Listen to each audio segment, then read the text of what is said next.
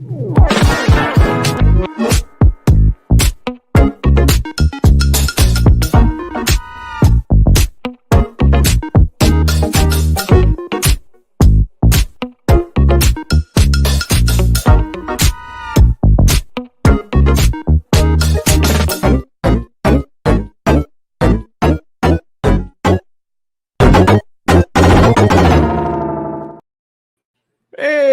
everybody. It's me, Jonas J Campbell, one of the many hosts that we have here on That Game Place. It's been a big weekend gaming, and I was talking with a good friend of mine. Actually, let me just go ahead and bring him up on the panel here. Culture Casino. Hey, yeah. Glad to see you. We were talking about all the negative news in gaming right now, and how we don't want to be all negativity, but also there's kind of a AAA apocalypse going on right now.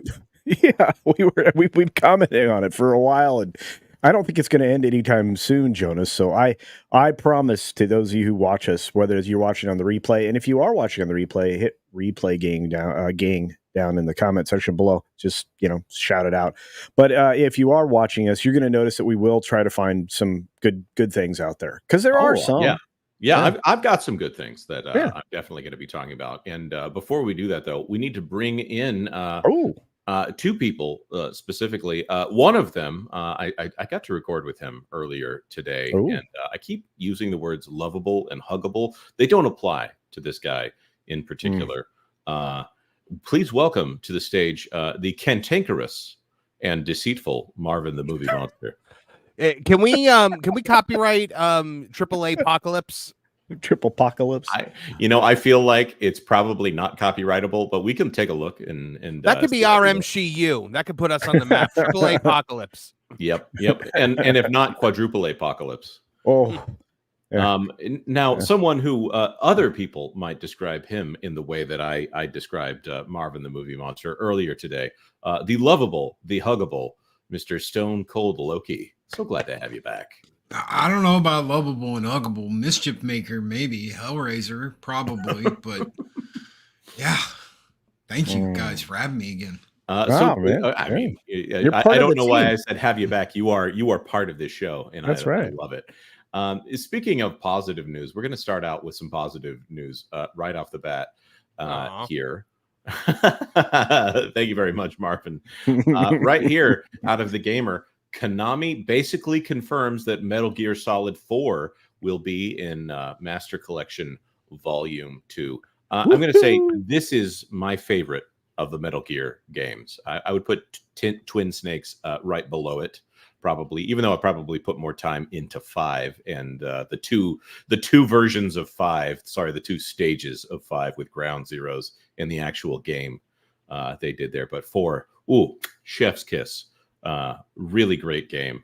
Loki, are you going to be picking this one up? Absolutely. I can't wait for this to hit PC. I have got a PS3 right over there that's hooked up and ready to go just for when I want to play this game, because there's no other way to play this game.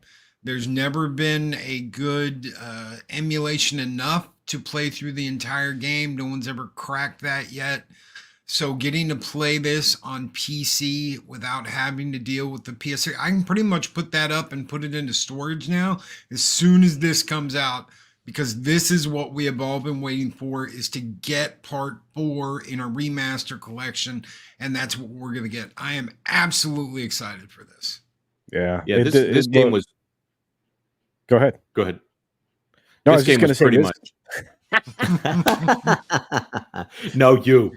Okay, this game was one of those things that really did it was game changing. Guns of the Patriots and all of this and as Jonas has said before, and I'll say it again, the other countries that depict Americans, soldiers and the moments of war and everything else is always fascinating, but most especially the Japanese. So, but this was such a fun play. I can't, if this is going to be something I can really dive into, I'm thrilled. I totally agree. By the way, I just needed to get that out of the way here. Metal Gear Solid 4 is a great game because they use that phrase ludonarrative dissonance, and if anyone uses that phrase unironically, then I probably don't want to listen to anything they have to say. Metal Gear Solid 4 is a game that is about the futility of war, but it is a war game. Yeah. And it's all about soldiers and the futility of flags, but also trying to stop a globalist entity that's trying to take over the entire world, named after the Patriots as well. It's also got references to this was the end of the Metal Gear franchise, essentially. And then they made another one. This is the capstone on everything, and everything after it is it's playing. It's fan fiction. I'm not saying they're bad games. Metal Gear Solid 5 is dare I say a great game, but it's not Metal Gear Solid in the same way that this one is right here. Solid Snake, specifically Old Snake, great character. Everything about it, a celebration of the entire series. I've got Metal Gear Solid Master Collection Volume 1 on PS5 and on Switch. I think I might need to pick it up on PC as well, if that's ever going to happen here. But very much looking forward to this one. Marvin, yes, sir. I haven't asked you yet. Have you played any of the Metal Gear games? Only Metal Gear Solid, the first one, for the original PlayStation, and I loved it. And I've wanted to play the other ones, I just have never gotten around to it. So if this is coming out in a Master Collection, that sounds like it's going to be a pickup for me. It definitely is for me. I'll be picking it up twice, if not thrice. I love these games. I just love them. But that being said, we've got some people that have already been very generous in the chat over here. Let's let me push this around real quick. Lost for Words, I love the way you've spelled that, for 199 British pounds. Give us a thumbs up, and it's a monetary thumbs up, so that's even better. By the way, if you guys could hit that thumbs up button, I'm horrible about actually remembering to ask people to do that during the stream. If you could do that, it would greatly help us out and boost up the stream here with 43 of you in the chat. Right now, glad to have you aboard as we go through some of the positive and some of the positive takes on something insane going on here. We're going to talk about Alyssa Mercante in just a moment. So anybody follow Alyssa Mercante on Twitter or X? We have each other blocked. She blocked me. She blocked me because she called someone a Muppet. And I said, "How dare you? That is our word." And she blocked me. And so then I blocked her back because she plays the game that I don't like to play, where she'll block somebody and then she'll unblock you to snipe at you, and then she'll block you again. So we have each other in a state of block. We have that in common, Marvin, apparently. She doesn't like me either. Yeah, go figure. We're nice guys. I don't think I'm on her radar yet. I don't know, maybe after today that might change. Who knows? But let's talk about this article out of That Park Place. Lawyer representing Kotaku senior editor Alyssa Mercante threatens Kiwi Farms with litigation. This by John F. Trent. There she is. Or is that John Heater? No, that's Alyssa Mercante. Sorry. I thought it was Frosk. Kiwi Farms shared a document from her Twitter. Let's see. The official X account for Kiwi Farms revealed that a lawyer representing Kotaku senior editor Alyssa threatened the website and its owner with litigation here. We're going to go through this because, we all have a lot of questions about who exactly wrote this thing. Written by someone named Lynn Haygood. Let's see if we could blow this up. Let's go over here to X, as if I didn't already have this. Can I add the word, Jonas? Can I say allegedly written by? Allegedly written, yes. Somebody has the reviews of the lawyer over on the side. I hope. It's terrible. It's terrible. Yeah. I love it. Okay, so this one via email to Mr. Matthew Harden. I'm assuming he's from Kiwi Farms. We are writing to you concerning your client Joshua Moon and his website Kiwi Farms. There is currently a thread on Kiwi Farms in the non-public prospering ground section of the forum hosting a full docs of our client Alyssa Mercante. As you may otherwise not be aware, Alyssa has hired us to pursue remedies both in and out of court against people who are serially stalking and harassing her online. Joshua Moon and Kiwi Farms are not among those people we are pursuing, but we came across this thread in our research. But for the fact that it hosts a docs, the thread would be otherwise innocuous, annoying, and upsetting in tone.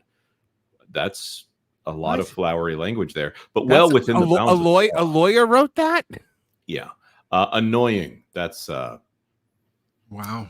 It's I hope he's getting paid by the word here. If he wrote it himself. However, by hosting the docs, Kiwi Farms provides an avenue for bad actors to get within the shield of Alyssa's privacy and being, in turn, being mean online into genuine threats to her privacy and person. That we cannot permit. I'm sorry, being mean. Being mean online. Being mean online. How dare you?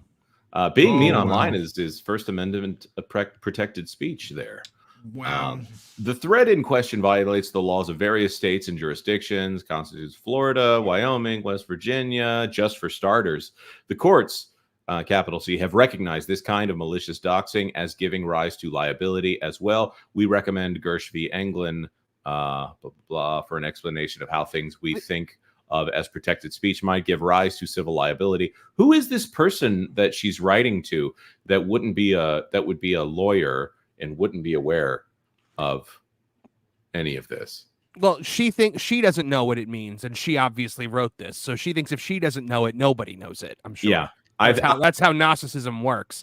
But now, could you the sheer hubris and hypocrisy of what she has done here, like talking about doxing. You know, Grums got doxed again, and like people were like threatening, sharing pictures of his family. And yes. Apparently, she was sharing them. Yeah, she did that. She was doing that. Yes, she was doing that. But then complains about it. Look, I don't like doxing. I don't like when people do it to Alyssa Mercante. I don't like it when people do it to people I like, because I stand by my morals and my convictions because I'm a decent person. This woman is just an absolute cancer on the gaming industry. Well, it's not even him. It was his family. Yeah. Okay. She's of his family, his wife and kids. She's talking about people coming after her and doing this, but she goes out and does that to his wife and kids. That makes absolutely no sense. It's calling the kettle black. Even worse than that, because you don't go after people's family. Period. And when some Twitch streamer like put a hit out on him, she was like sharing it. Yeah. We put ourselves out there. We do that every single day. Exactly. We put ourselves in the public eye. We're not putting our family out in the public eye, and that's exactly what she went and did. So it's the same reason why you don't go after a president's underage children. Here's the tweet from Grums. Scumbags hunted down and found my wife's retired Twitter account. They are busy posting family photos from it, including my kids, and one for my birthday where I was at a Japanese restaurant. She is pretty upset and just wants to be left alone. Stop it. Leave my family alone. Turns out Alyssa Mercante is sharing some of those photos. At least one people have shown me on her feed. Ironic that she is the one suing for harassment. Leave my family alone, Alyssa. I just verified it and archived it as well as your attempted dox, and it's gone. She deleted the tweet and hid, but I archived it. Mm-hmm. Why? Why would she hide? Why would she hide her evilness? She knows what she's doing is wrong. She can actually that's when you really know like true evil, because they know what they're doing is wrong and choose to do it anyway. Mm. By the way, I see John Trent is out in the audience. John, if you want to join us, I'm going to send you a DM with the link here. The Grums situation, Grums does a pretty good job of keeping his hands clean in a situation like this. I think he knows that he is at risk if he crosses over legal lines here. And I don't think that Alyssa Mercante has that in her consideration because of, narcissism, as Marvin put it. Let's continue here. Further, the thread in question and Kiwi Farms hardware continues to host Ms. Mercante's videos, which is an infringement upon her intellectual property rights. Kiwi Farms has no DMCA safe harbor. Furthermore, Section 230 of the Communications Decency Act offers no respite to Joshua promoting any thread out of Kiwi Farms property. She's got links here to all the things. She's not providing links in the same way that you would if you just emailed someone. This is citations like it's a academic paper here. Let me see if I could zoom this in so that we can all read it at home. It's not going to let me do it. Light reading before bed. Yeah, forgive me. I think you maybe maxed out. Yeah, I think I did. Hold on just one second. I'll just read it to you. Requires affirmative staff action, which obviates the site's Section 230 protection. See FTC versus AccuSearch, holding that where a website solicits and collects confidential information specifically for the purpose of publishing that information, a dox, then the website is not entitled to Section 230 immunity. So we're going back to the Section 230 stuff that she heard about all those years ago. To repeat, Mr. Moon is not currently in our crosshairs. Exactly the kind of language that a lawyer would use, right? Intentionally. Not at all. Intentionally threatening with militarized language. And if this thread removes the docs and never leaves the non-public portion of Kiwi Farms forums, then there will be no reason for us to give Mr. Moon the time of day. Our concern, by the way, this is the time of day. Also, this language is horrible. Our concern is not with policing the internet activity of a single person or even a whole forum, but in protecting the security and rights of our clients. That the less Kiwi Farms puts our clients in danger or permitting others to utilize information provided by Kiwi Farms to continue campaigns of harassment, stalking, and intentional infliction of emotional distress, the less we will have to get involved in Joshua Moon's business. That would be a real shame if something happened to your website there, Mr. Kiwi Farms there. Speaking of people who make a person who makes Alyssa Mercante quiver in her boots with truth, Mr. John F. Trent, welcome back to That Game Place. I hope I'm not making Alyssa Mercante quiver at all, only in fear of the Lord, right? Oh boy. Time I want her quivering. Well, it's the truth, the weapon that you wield. Again, our sole concern here is Alyssa's well-being, and this threatens that well-being if it is released in its current form as modified, and if it stays private, then we do not believe that it represents a serious threat and may safely be ignored. It would be in your client's interest to keep it that way. We look forward to hearing back from you within 30 days with news that Joshua has complied with this demand without amendment or complaint. If he does so, this will conclude the matter. 30 days? I'm sorry. I thought this was supposed to be something about threatening someone's life. Why give 30 days? Also, if you're not in their crosshairs, why would you even send them the letter in the first place? Exactly. They're not giving them the time of day. Just 2 pages of letterhead here.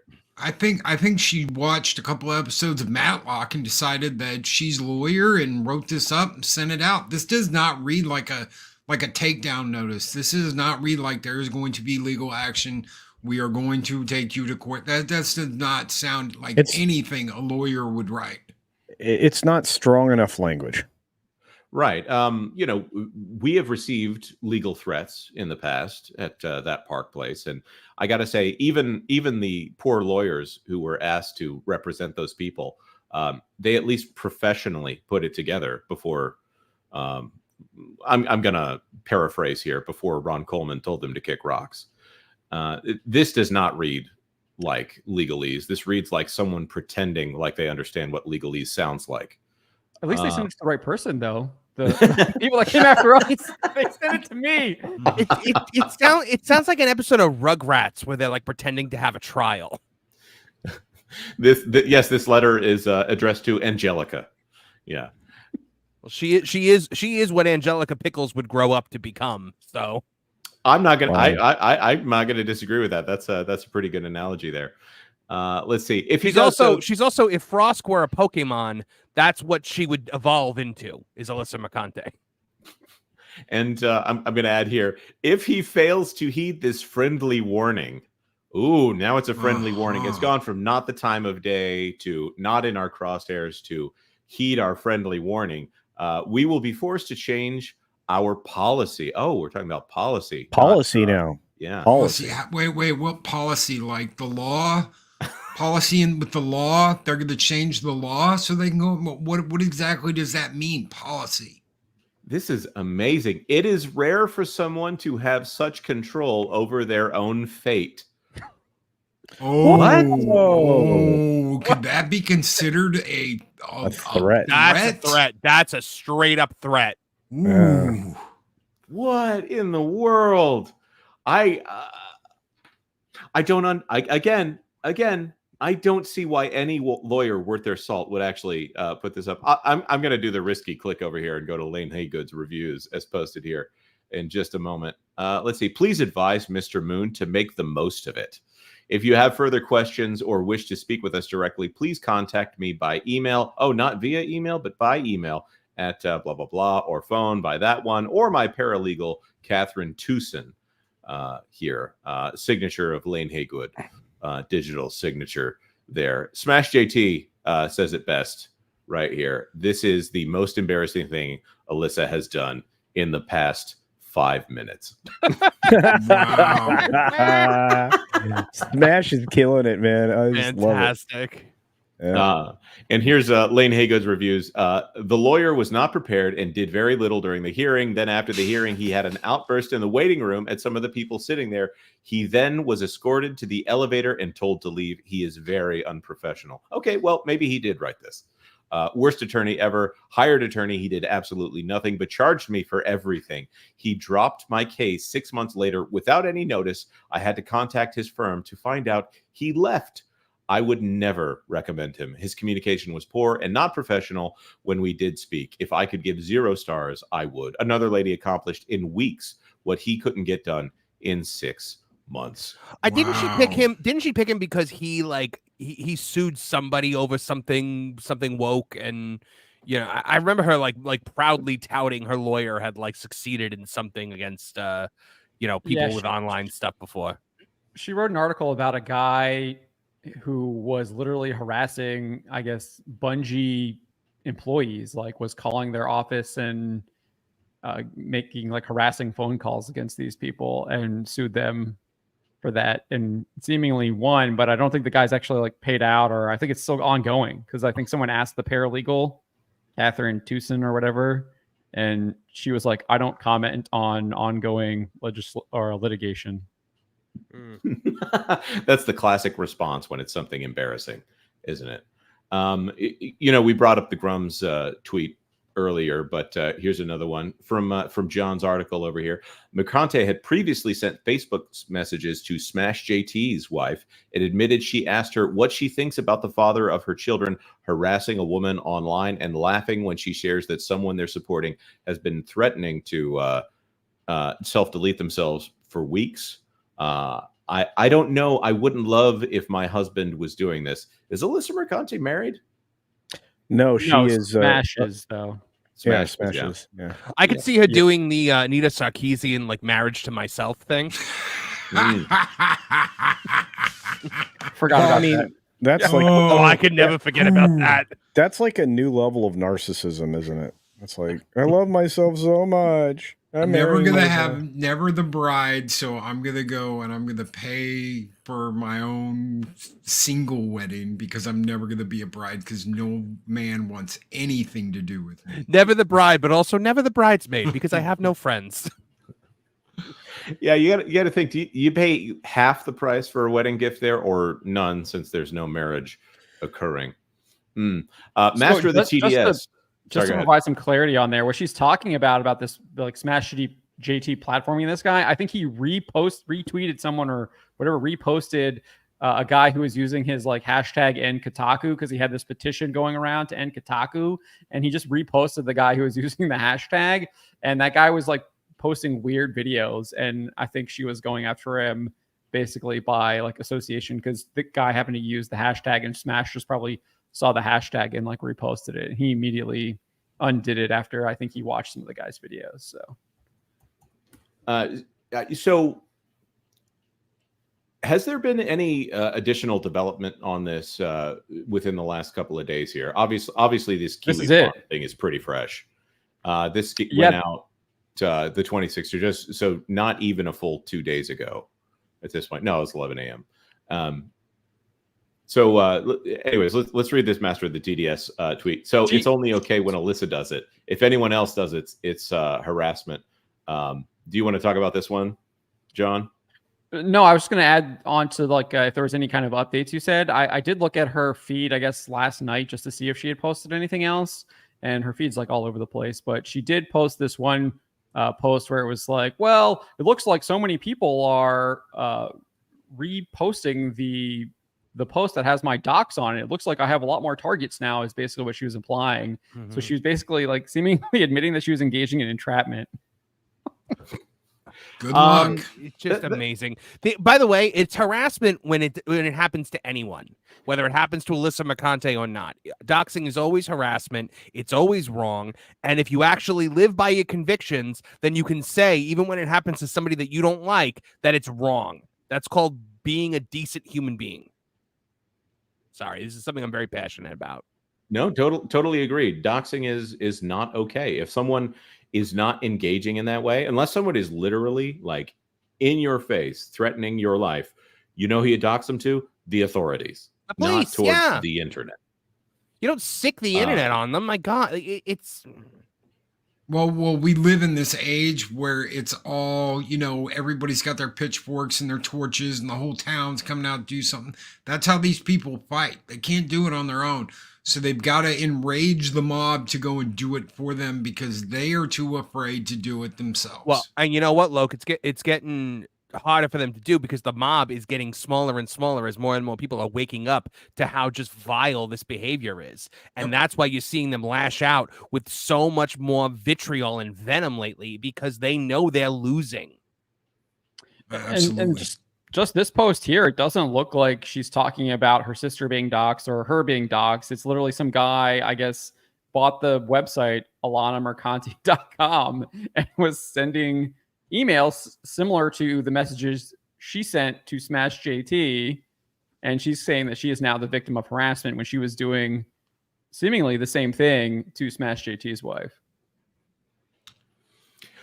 So this person has taken on the mantle of journalist, saying that everything that she does is okay, and anyone else who does it is the unwashed plebs. They have no right to do any of the things that she does because she's in a special class of people. If I'm not mistaken, and correct me if I'm wrong, it's nice that John's here, but didn't she write an article about journalistic ethics? I think she wrote a commentary or a treatise or something on it.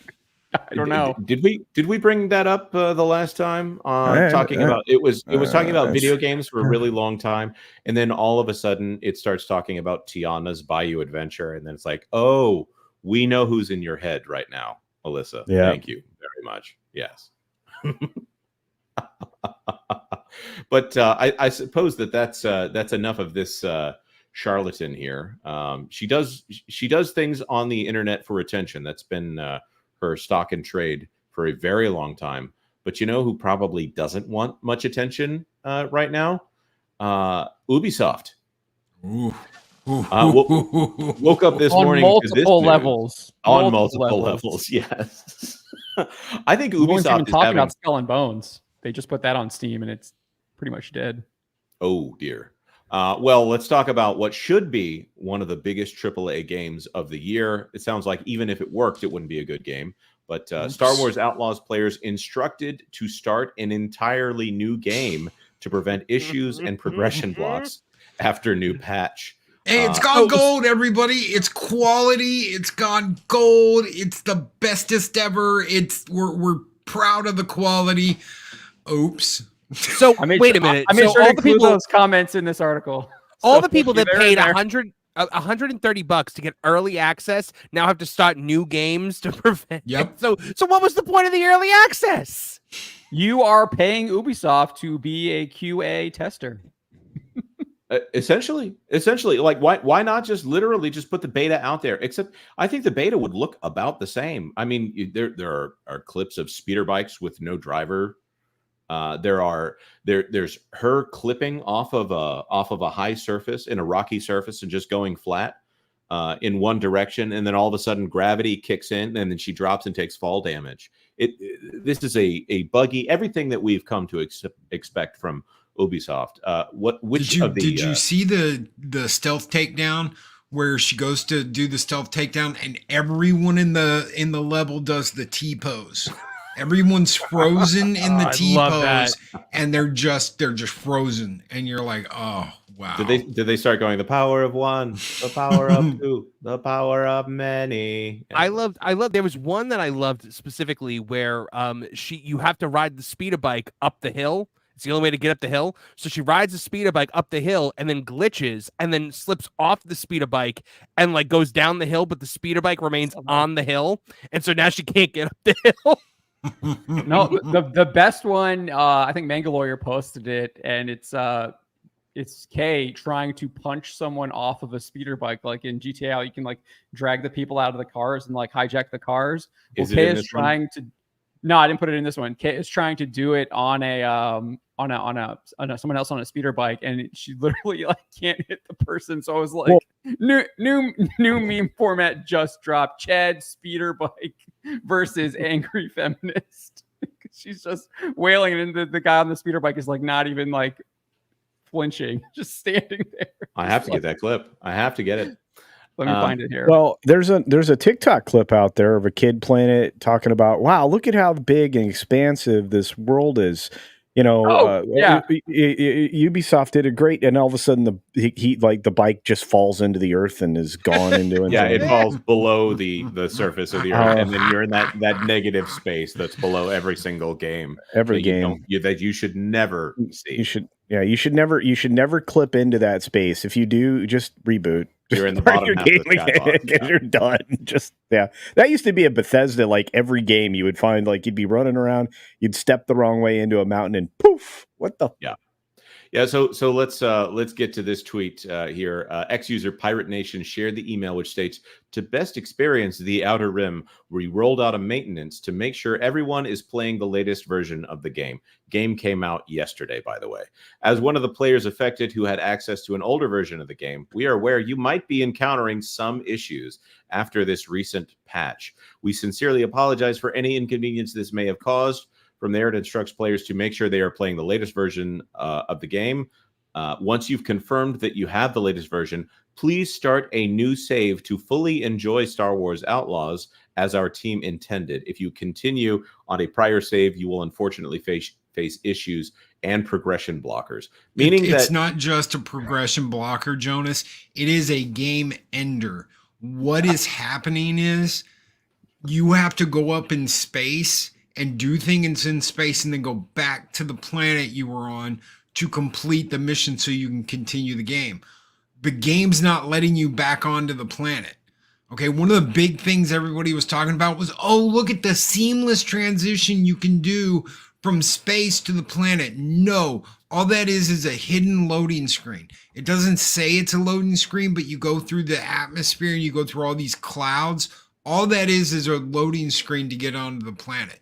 You literally can't get through that and get onto the planet once you go into space after this happens. You're locked out of all the planets. It's not a progression blocker. It is a game ender. Your game is over. There is nothing you can do. And even after the patch, it doesn't fix it. So they didn't fix it. They just prevented that from happening to new games. Right. Sorry, I'm going to mute this. This is what's supposed to happen. You're supposed to be able to fly up to the planet, and that was seamless right there. I couldn't tell when they started going into the clouds that weren't there. So they put this mist over everything, and when you're in the elevator with Drex and Garrick, it just keeps going until you get to the planet. I'm making a Mass Effect joke here for those of you who think I don't understand what's going on here. It's like when Nathan Drake goes into a very tight space, like, oh my goodness, I don't understand what in the world's going on as he's slowly going through this tiny little crevice. This is a locked loading screen here. They just have something going on screen, and no one is amused or befuddled or amazed by this. It's just a loading screen. I would prefer a loading screen, honestly, at this point. And if it breaks the game, that's even worse. These are people like Marvin brought up early on. It's supposed to be $70 to play this game when it drops. Or if you want to pay $120, you can get, or is it $130 that you have to get to in order to get the early access? So almost double the cost of the game in order to get early access on this one. And if you were so excited, if you were one of these people, whoever they are out there that happens to be really excited for this game, more power to you. If you enjoy this, good for you. You now have to restart your game if you're on PlayStation 5. So so much for. I hope you really enjoyed that early campaign that you paid an extra $50 for With Java. in order to get it. With Java. Java Nobata went for a Ubisoft.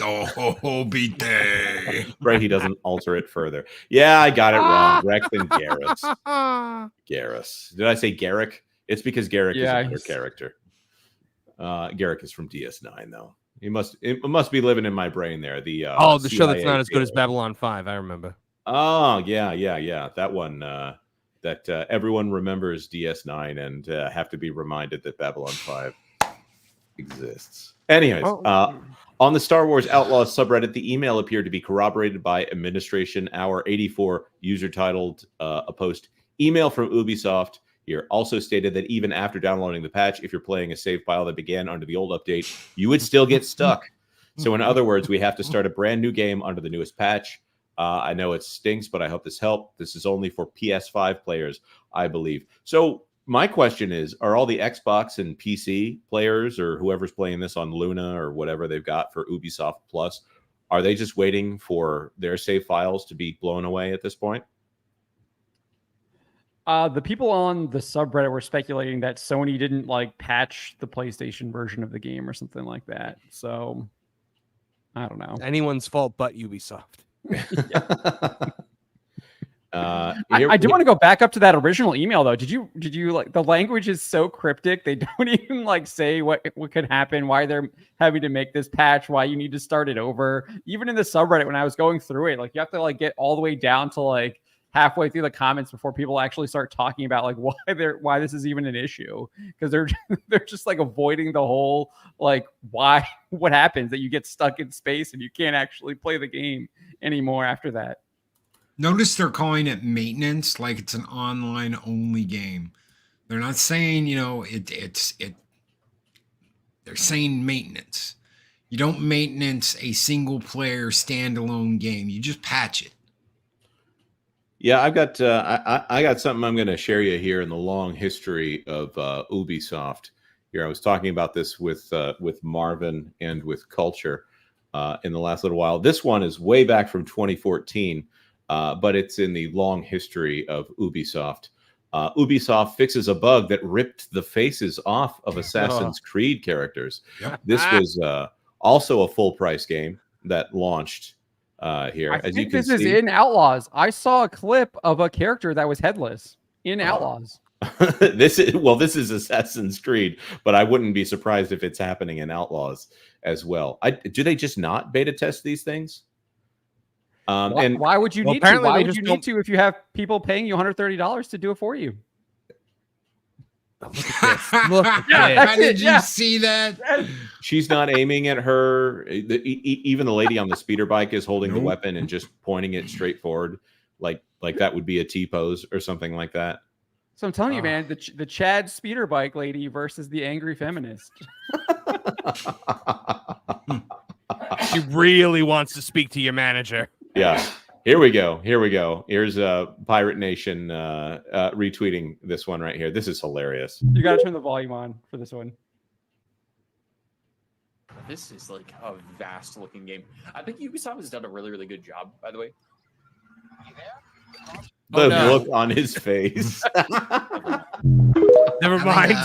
I think Ubisoft built up my bank account, and it's a really good game. A really, really good job, by the way.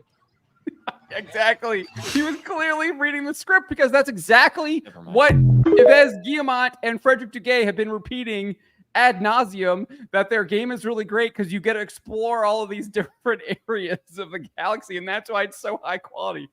But you get to explore underground too, John. Yeah, I guess so. That's part of the galaxy. 3 planets. Okay, you're supposed to have 4, but 3 planets you can explore. 1 planet you're locked out up of, and that's the ice planet because it's too cold for speeder bikes. Oh, this this 3 planets. This is what I was talking about before. Oh man, that was a bummer. I need to get the bike. Get back up. I also don't understand why she wouldn't just be able to walk up that area. Anyways, that looks completely passable. This is the thing that bugs me about It's a games slight and- incline, Jonas. We all know you're No. not. It's impossible No. to Did- traverse slight Hang- inclines. Did you see the Loading pet? to go up. Did you see the pet look back at her like, what are you doing? Why did you stop? Watch the pet. It's like, what are you doing? Loki and I are on like the same wave. Like I was like the rodent can make it up, but she can't. How did we get back down here? It's like, yeah, what's happening? No, but here's the weirder thing, right? And I think that this is a problem because one of the biggest complaints coming out of the negative reviews for Black Myth Wukong is that you couldn't climb over things, you couldn't parkour, you couldn't go, over slight ledges and stuff. And here we are in a game where you absolutely need this motor scooter, and you can't get back to it.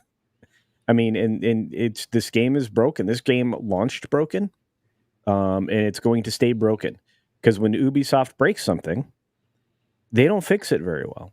No, that's called game development at Ubisoft. No, Have they I'm said just anything saying, about the sales, like how it's been selling? Did people buy it? It's not out yet. It comes out on the 30th. This is just But early okay. access. It's the Yeah. early access people, but losing that ability to retain all the things that you'd already accumulated throughout the game has to be incredibly frustrating. Plus, again, there's reportedly only 15 hours of gameplay to this. What? And the leveling up is absolutely atrocious. Yeah, 15 hours of gameplay, and the leveling up, you don't get to level up. So you do unlocks. There is no leveling up in this game. You can do unlocks that unlock health and like better grenades, but that's it. There are no real like skill ups. This is a live service game. That's exactly what this is. They Yeah. are planning on live servicing this because they have their content update that goes up into January, I think, and they're going to be releasing the Lando and the Hondo. They're following the same thing that the horrible. Warner Squad. Brothers did with the Squad Killed the Justice League. Yeah.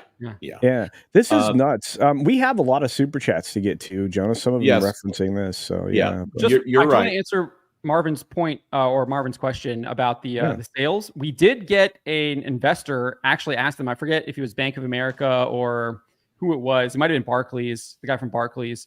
They actually crunched some numbers based on what Ubisoft was telling them on what their predictions were for the quarter that this game for their next quarterly report, and they were only predicting like 500 million euros or something like that. And the guy was like, "So we're only expecting 5 million sales, 5 million units." And he was like, "Is that just conservative? Are my numbers off here? What's going on?" And they were basically just like, "Well, we have lots of positive sentiment around this game. We can't really talk about that. It'll be all Yeah, right." We're leveraging the engine culture. We're leveraging the engine. Yeah, we have the largest marketing campaign we've ever done on an Ubisoft game.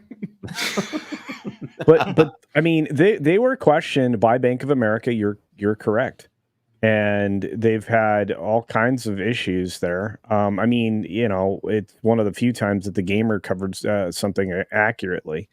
But That's true.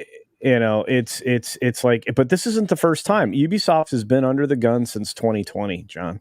So the investors have look been at their stock. It's been more than that. no, but I'm just saying investors have gone decline over 5 years. Yeah, investors have been going after them.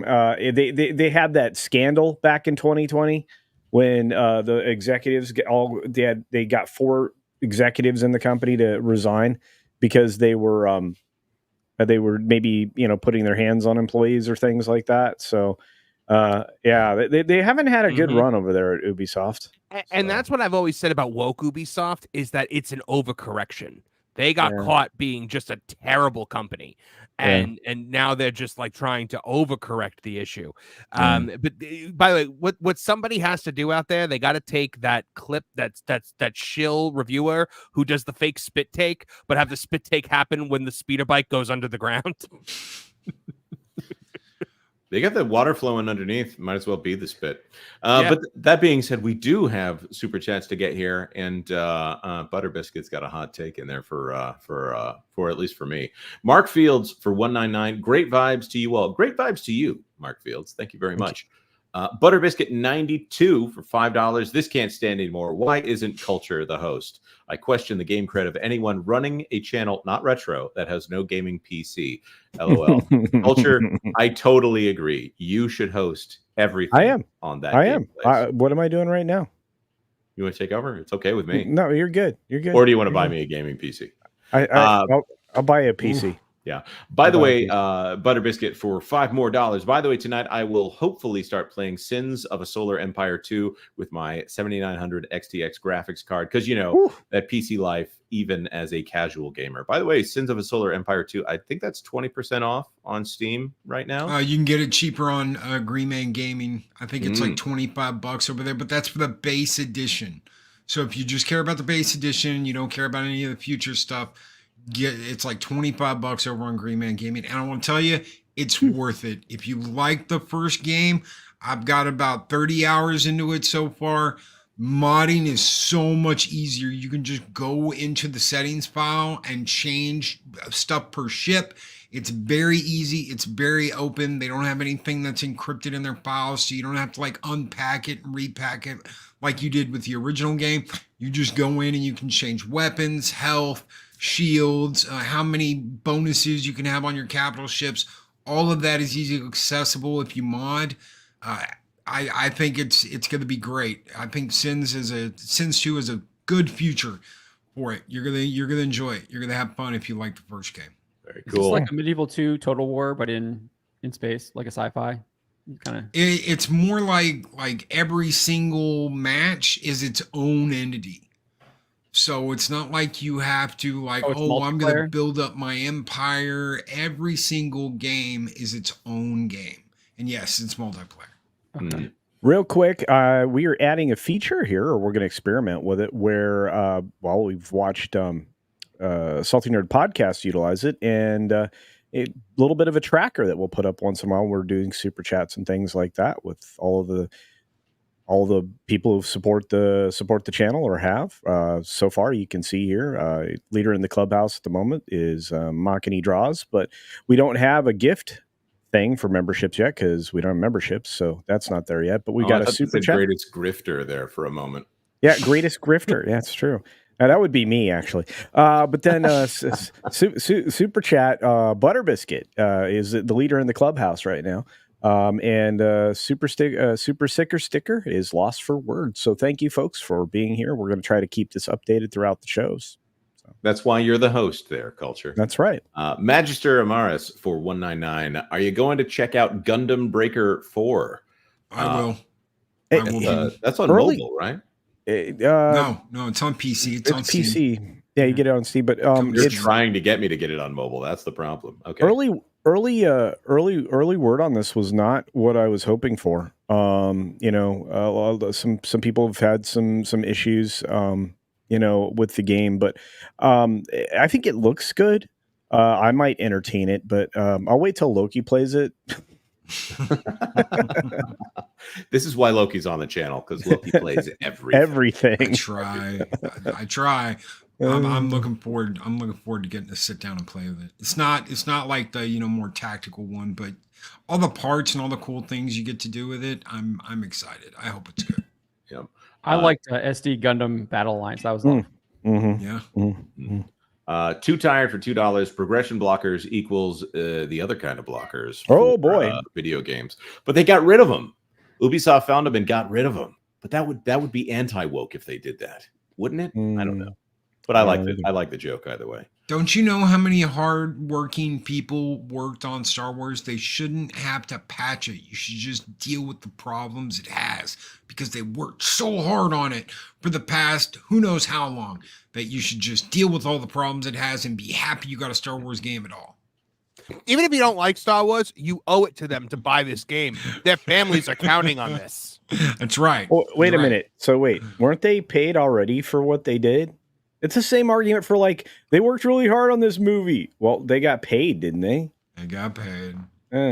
Stop it. Are people making that for Outlaws? I've seen that around with Dustborn and Concord, but yeah, that with Outlaws too? Not yet. But dude, it's the playbook, John. It's the playbook. And that's everybody that's here right now knows the playbook. We know what's coming next. Yep. Jacob Foxfires for $5. Hey, Jacob Foxfires. Ubisoft's only saving grace was Mario plus Rabbids, but that was both headed by Miyamoto and the other head left Ubisoft recently. Wonder where he's going. Yeah. Plus, there's like you said, Nintendo is involved there. Yeah, and And I'm going to tell you right now, a lot of the people that have left Rockstar are probably on the cusp of releasing games because they all went off and joined each other's studios or formed their own studios. So I think the future games are not going to have so many of these problems. I saw an argument about that. I think it was even in one of John's articles recently about the fact that these games cost so much money. The Snake, the G.I. Joe article. Yeah. Yeah. These games cost so much money, it's killing the industry. So, yeah, I have to wonder. I'm actually kind of hyped for that G.I. Joe game. Me too. With the Arkham guy behind it. Yeah, me too. And Snake Eyes is a great character. And I have to wonder if Fortnite, there's always been hints that Fortnite might do a G.I. Joe season. I don't know if it'll ever happen, but if that game is successful, I think that's the closest we'll ever get to actually G.I. Joe getting to the popularity that they need there. There's a Snake Eyes skin in the game, and I think it has been in the Atom Shop for a very long time. I always like. Was that for the movie? It might have been, but it wasn't the exact one from the movie. Okay. So the one with the weird lips, it wasn't that one. The one where they doesn't wear the mask. Right. And they get Ray Park to play Snake Eyes, but they put him in the weird rubber lips mask. You're talking about the older movies then. Are you talking about Snake Eyes Origins? Yeah. Oh, yeah. I was talking about the new one. That was when I still haven't watched that. Is that any good? No, I didn't watch it. I mean, yeah. Come on. They made it clear that it wasn't Snake Eyes. Like the guy who's not wearing his mask, and he's doesn't look like Snake Eyes. He's not a blue-eyed blonde Vietnam vet. Yep. Base player iffy for $4.99. Not true. Even single-player games require internet connections now. There are very few truly offline games now. And that's annoying, right? Because I mean, I do not want games as a service at all. Okay, there are a few of us that will fight about that. You'll probably see that, be witness to those sometimes on camera. But at the same time, especially if it's a single player game, there is no point. It's just a way to keep tabs on what you're doing and if they can sell you a skin or something. It's almost always tied directly to the monetization garbage, and I hate it. I'm going to say that this is a problem I don't really suffer with, being a console gamer with physical media. Also, if you are a PC gamer, and I had to learn this lesson with Total War Warhammer 3, because every time they patched it, there was a problem.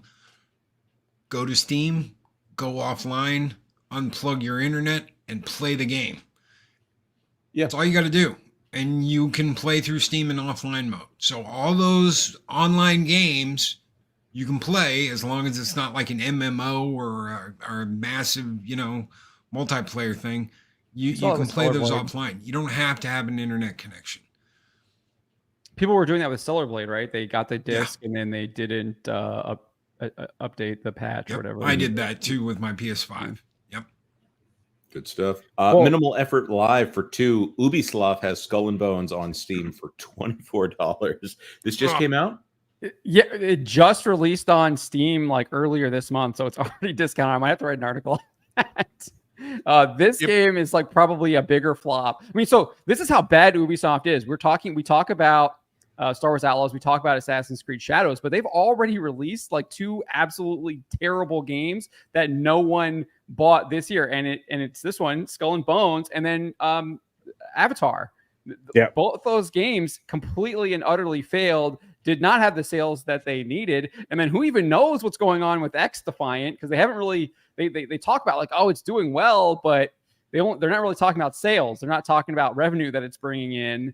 And then they also basically delayed their 2 mobile games that were supposed to come out this year that they've had in development for a number of years now. So it's not looking good for them at all. This year is going to be really bad for them. And yet they're trying to push Ubisoft Plus for $20 a month. I don't understand why they're trying to go with subscription model for this. They don't have enough coming out to justify a subscription model. If you're going to charge $70 for a game on PlayStation 5, I don't see the numbers bearing out for saying pay a 15-hour game for $20.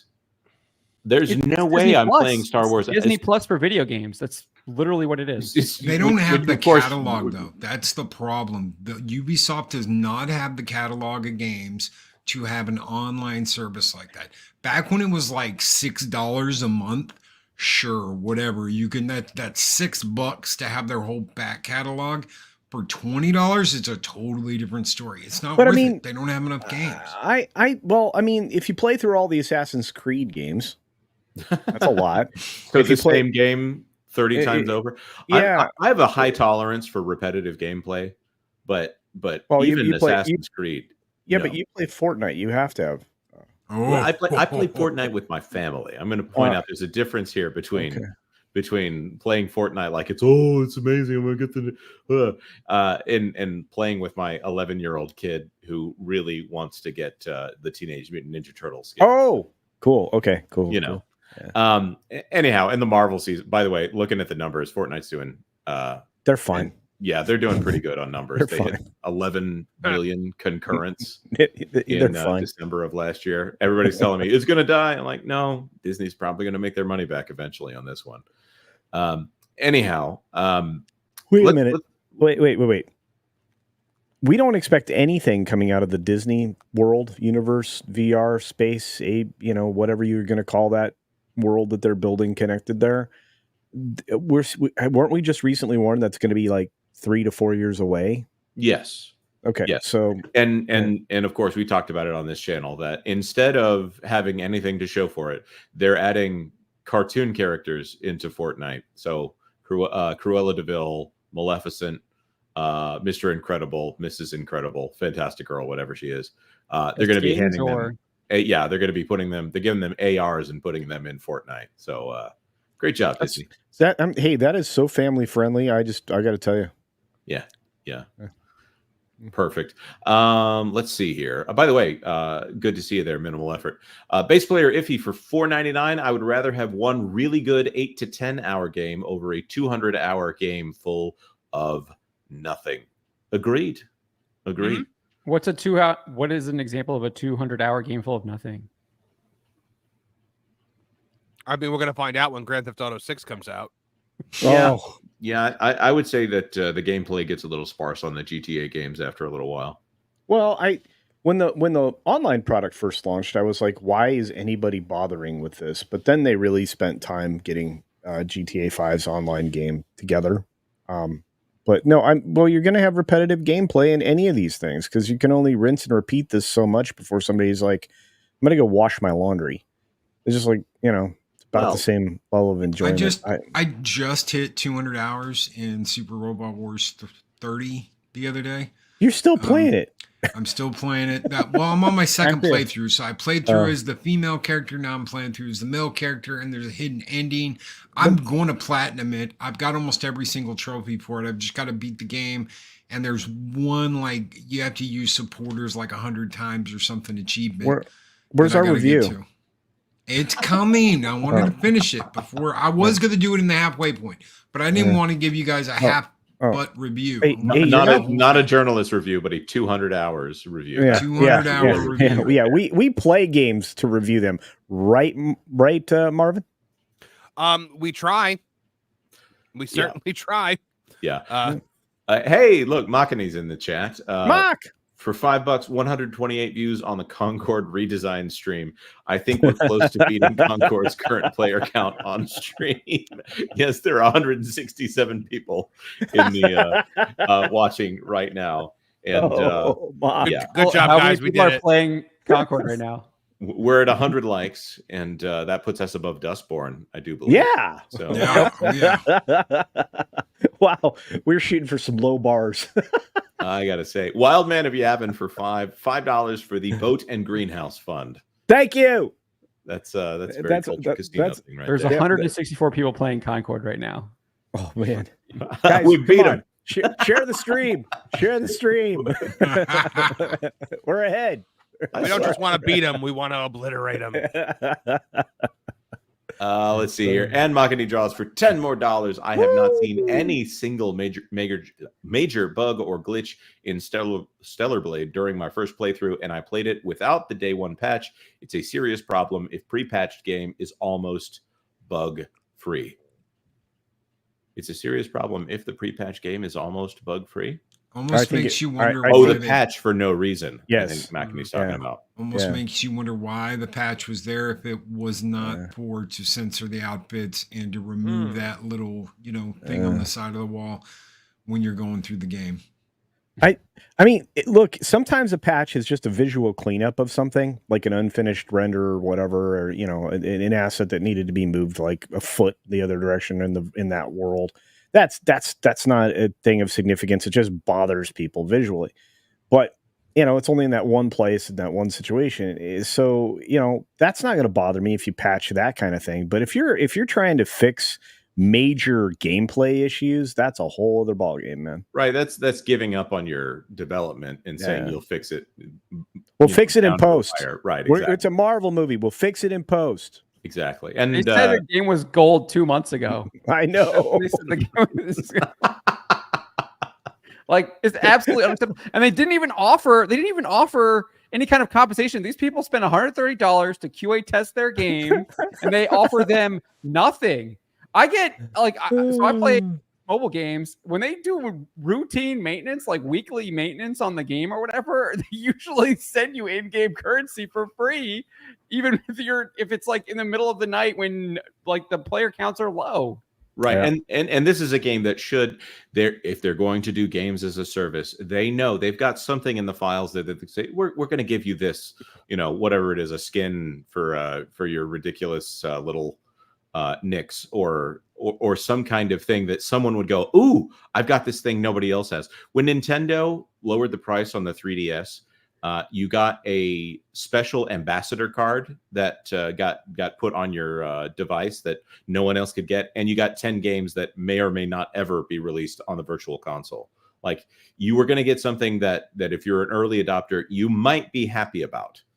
But when you look at something like this, they're patching it day one. They're blitzing your save file, and they're giving you nothing for it. They're making you feel dumb for having pre-ordered the game. So, and a lot of these people had played like 5+ hours. I saw someone on the subreddit saying they played 7 hours, 8 hours. There was someone that was like at 10 hours, and they're just like, one guy was like, I want to refund this. Like, I don't even want to play anymore. Like, this is unacceptable. I don't even I just wasted 10 hours of my life, basically. I spent that's what he said. I spent 5 hours playing this yesterday, and now I've got to start over from the beginning because I can't get down on the planet. I want a refund. I'm going to refund this. I'm not doing this again. Yeah. Mike and Ayers for $1.99. Disney needs the kid from Old Yeller in Fortnite. Oh, that's perfect. Baculi draws for $5. What I meant is that SB is the only game out there where it comes out with little to no bugs and before the day one patch. Yeah. Even Nintendo right now does a day one patch almost always. I saw something about a guy who was trying to find any game that didn't require a day one patch, and we're talking AAA games, and he paid out. I forget the name of the YouTuber. He paid out because somebody said, "Here it is. It's Super Mario RPG." Turns out there was actually a game-breaking bug in that one that they did have to patch out, but didn't get his money back, I think. Jacob Foxfires for $5 more.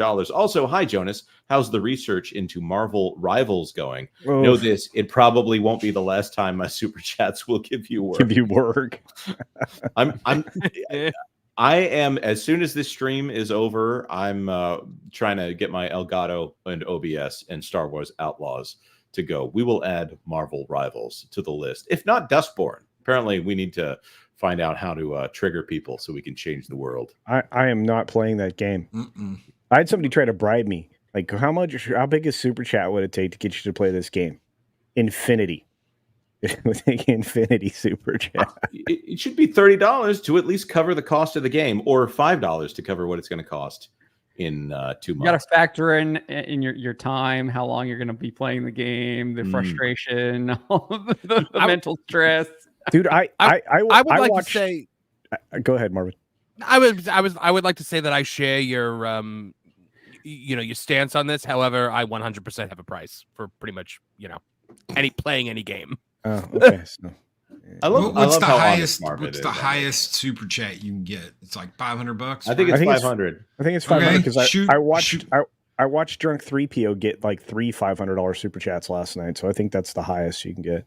Dude, shoot, and he got his monetization back, which No, it was a wonderful celebration. No, I'm just saying I've never seen anything bigger than that, and congratulations to Jay, because what a hot mess that was for him, and he got it all back because of all of you guys. So thank you for that, folks. Really, yeah. But I look, would I play it for $500? Shoot culture a $500 super chat on this stream. I will play Star Wars Outlaws. I will get Ubisoft for a month. No, Dustborn. I will play. I would try. I would play Outlaws for a reasonable like covering the cost of the game. But you don't love it like a good chuckle. I mean, Dustborn is almost to the point where if they labeled it as satire, I would think they're mocking the side that they're actually trying to promote. I thought it was when I first saw it. I was like, when I first saw it, I was like, oh, that's kind of funny. It's a little on the nose, a little hacky, but like it's a pretty decent joke. And then I realized it was real and supposed to be taken seriously. Just like, I don't understand the It's a training simulator for January. I thought it was an Antifa simulator. Yes, for January. Oh, okay, fair enough. The inauguration is. All right. I tell you what. For hang on.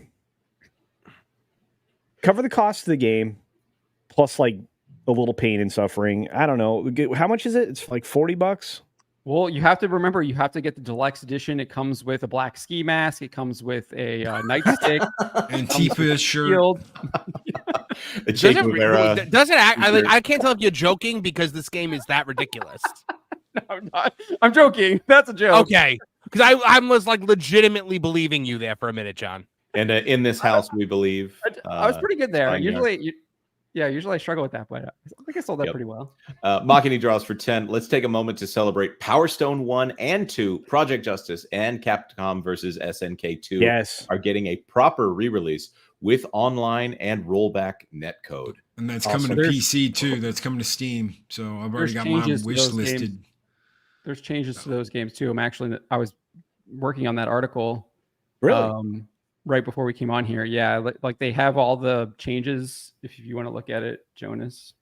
On the website where like you have to click through each game and it shows all the Capcom has like all the changes that they're Capcom is going super woke, like right in front of our eyes. So that SNK, the SNK versus Capcom Millennium, that had one of the coolest openings to the stage because it was like an outrun. So you see the little outrun car, bah, bah, and it crashes into a truck and it zooms in on the fire and boom, your guys are like right in front of the truck burning. There's the car crashed and you get to fight. It was one of the coolest like intros to a fighting match that I've ever seen. I'll never forget that. This is actually a pretty sweet website. What am I checking out? Power Stone? You can check out any of them. Like, so they have all eight. So here's the main site that has all 8 games listed. If I can send it to you, I've got it. Okay. So if you go to the main site and then it has all the 8 games listed and you can just click through and then you scroll down and it shows the changes that they say that they're making for each game. The appearance of certain characters during their endings has been changed. Huh. What do you think? Why? That's somebody getting covered up or somebody that I would say they were covering certain characters. This is from Power Stone. Or maybe like so I'm not super familiar with a lot of these games. So maybe like hand gestures or something that they might be making. That would make sense. Or something By the like way, that, or this how they website looks fantastic. Whoever designed this did a great job on it. Change certain visuals during the story. Pre-made edit characters can now be used in matches. Okay, yeah. Change certain visuals during the story. So that's licensed to. That's a license. Yeah, it's headed for modern audience bologna sausage. Yep. Magister Amaris for $199. Would you play the Coffin of Andy and Lele? Looking at this one, it's rated M for strong language, violence, gore, and suggestive themes. So probably going to be a pass for me. Yeah, I think Magister had me look at this, or somebody did at one point in time, trying to get me to take a look and play this game. It's not for me. You know what? Let's ask Loki. Loki, you played this game? I haven't played it. I'm actually pulling it up right now. So give me like a minute and I'll tell you. The Coffin of Andy. The art reminds me of the Master of TDS. Andy Fair Lele. fee. It's $9.99 on Steam. It looks like an over the top. Probably not. No. It's $10 From what and I'm it's in early access since October of last year. It looks like. Anyway, Oh, geez. Jonas, good call on saying no to this. It's got. I mean, it's not anything like worse than what's in Doom, but I don't know. It's a little too Talk teeny. adventure with light puzzling. Brother and sister practice cannibalism after witnessing a botched satanic ritual. all right. I mean, probably a pass for me. Yeah, the no kids or grandkids are going to roll in and take a look at that. That's for sure. So, yeah. Most likely not. It's not my type of game. From what I'm seeing, it's not. It's got to be. It's got to be something special to do some over the top view. It's either got to be old school or. Yeah. Makini draws for $20 more. Thank you, Makini. You've been very generous. You are definitely the executive producer on this episode. Pray for me this Sunday. My own chat super chatted $30 for me to play Dustborn on Makini Live. Benefit is that I will have Mama Bear and friends on live with me to rip this hateful. I'm surprised that you had to retype that one. Bigoted game to shreds. It is. Enjoy. Well, yeah. Yeah. I think I'll feel your pain there. By the way, Space Dave 2000 in the chat. He is busy today. He's got something going on that my thoughts are with you, Space Dave. Wish we could have you here today. Thank you for all your help. All right. Well, I'm going to give you a binary option here. We could go with some more dismal AAA apocalypse, or we could talk about something fun, possibly from the greatest video game developer that has ever existed. What do you guys want? Oh, let's see what BioWare's doing. Yes, Marvin and I was thinking that. We're saying that BioWare is the greatest ever? It was at one time. I don't know about that. I feel like I feel like Mass Effect 2, Mass Effect 3. Yeah. Okay. All right. Everything but Andromeda. Fine. You get the Jade Empire. Knights of the Old Republic. Story. Are we pulling the chat? Should we pull the chat? Should we? We should pull. Looks like Paul Whitaker says fun, please. Okay. All right. Ninja Pat says LOL. D-Bud Martin says, hey, Davina Duckworth. I'm going to count that as we're going for the fun one here. We didn't get to talk about this last week, but it was awesome. This out of Nintendo, not even Nintendo of America. Here he is, the Steven Spielberg of video games, Shigeru Miyamoto. Yes. I actually don't know why I have the audio on for this. He's speaking Japanese, and as far as I know, we don't have a lot of Japanese speakers in the audience. But well, it's like watching an anime, right? You still hear them speak. Yeah, you got to hear the inflection. Yeah. Like he could be saying it in disgust. Here's what it looks like from the outside. Right. We don't know. I want to go to the museum. So for those of you who are following along at home, this is the original Hanafuda card factory that Nintendo had back when Nintendo was a playing card company. The Yamauchis used to own and run Nintendo, and now they've turned that old factory into the Nintendo Museum. Originally, I thought this was going to be boring and no one would really want to do this, but of course, it's Nintendo doing it, and so it's full of amazing things. That's so cool that they're taking their own history and turning it into a museum too, and like repurposing it. Love that. Don't they realize that you're supposed to let the past die, kill it if you have to? That's how modern companies work. Like how the block. Do you see that their ceiling decorations are previous console? Yeah, the original DS up there. So I had that great. The Wiimote. Then the slidey thumbstick DS. Can you play in the museum? Yes, you can play in the museum. Oh, that's so awesome. I gotta go to this.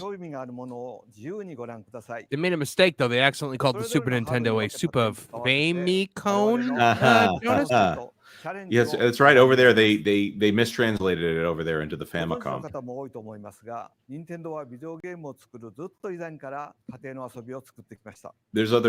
There's something that he says pretty close to this. We might skip the Hanafuda card portion. We gotta get through here.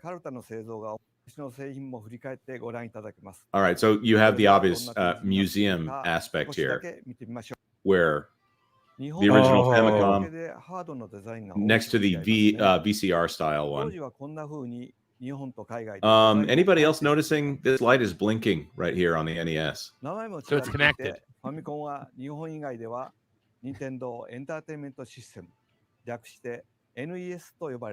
So he also calls it the NES. He doesn't call it the NES. Just anybody who's mispronouncing that in the chat there. You know. Yeah, Thank you, Jonas. I love my NES. Don't own a NES. You own an NES. NES. Thank you very much. I love my NES. Yeah, I like when he goes, Nick on fire. How do you pronounce the letters FBI? Fiba? Phoebe? Is that how you say it? Culture? No, I say FBI. All right, let me see if I can skip a little bit ahead. They have their history of physical exercise games. I also have a SNES. John. I don't understand. I don't understand you at all, Culture. It's like I don't know you at all. By the way, they straight up go for the handgun history here. Yes. I was like, show that gun. And just so you know, within the museum, you actually get to pick up a version of that gun and use it for one of their current games. They have no fears about this, despite I don't think they're a 2A country. That's cool. So there's a giant game in the lobby here, and the floor is interactive. What? Yeah, this was something you were supposed to get at Disney that you didn't get at Disney. FYI. And these devices are provided by them instead of trying to put everybody on smartphones. I still don't think that Nintendo likes smartphones at all. No. It's the competition. It is. It's obviously an evolution of the Game Boy, right? Like that's what the smartphone is. If Game Boys stop being fun. Right. Oh, that's funny. Did you see that? They actually have his name printed on it. I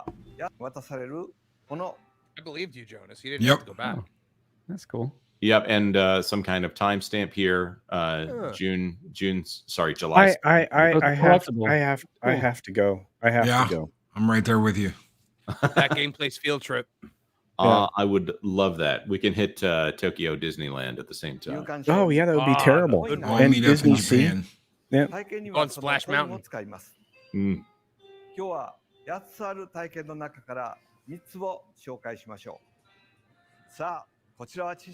Okay, so at first this looks like they've just set up apartments, but of course there's a very Nintendo twist on it. Oh wow! Is that a pitching machine? Yes, this is the old great from back in the day. They've put this in games, by the way. If you've kept up with the history of Japan, like WarioWare, they'll find a way to stick that thing in the game.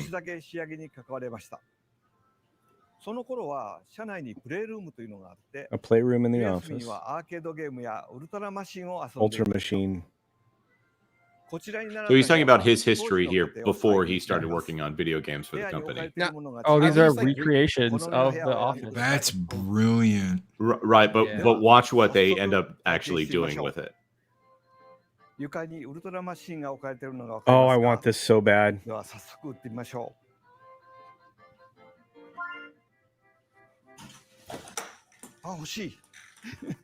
I mean, also look at his form there.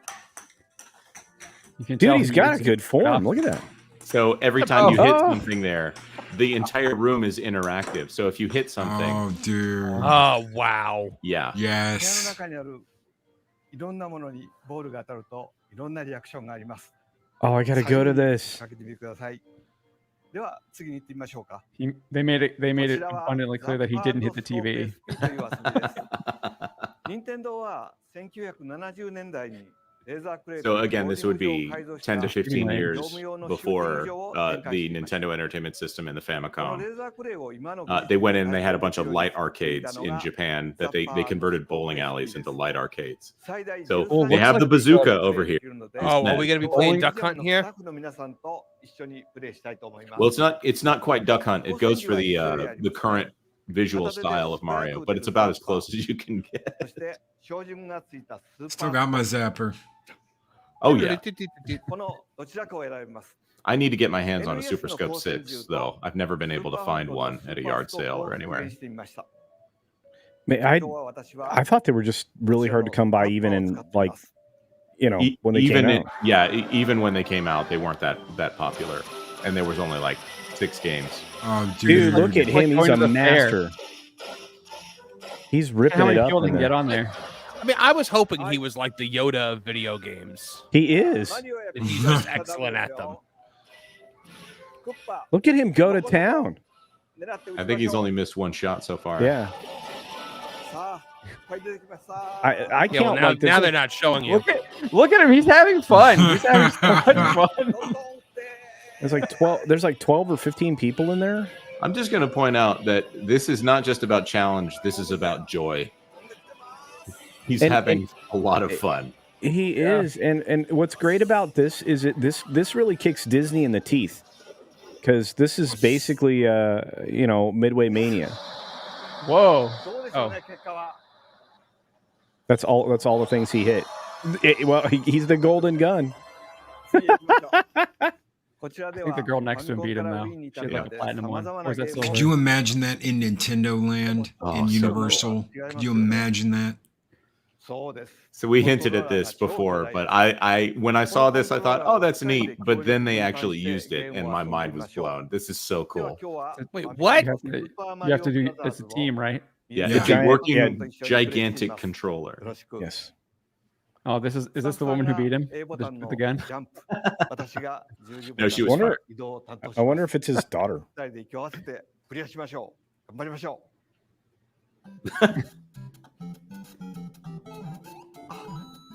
Oh, they got him.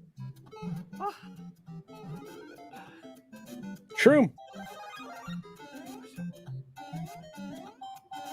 I just love it. They're not even talking. Because you can just feel it. I know. Now, I'm going to also point out there's a Nintendo 64 controller I saw that. right next to them. I saw that. That's going to get really complicated. And a Wii remote. How are you going to pull those triggers? That's a really good question. The single worst controller ever made. What? The 64? Yes. You're wrong. I'm going to have to disagree with you. That thing was important for the evolution of everyone else's controller. That was impressive. Yeah, but it was just so, like, the first time you held it, you were just like, what? Yeah. But I love looking over here and seeing these people trying to use giant Wii remotes. 2 people on a team. So the 64 controller is probably just a chair or something.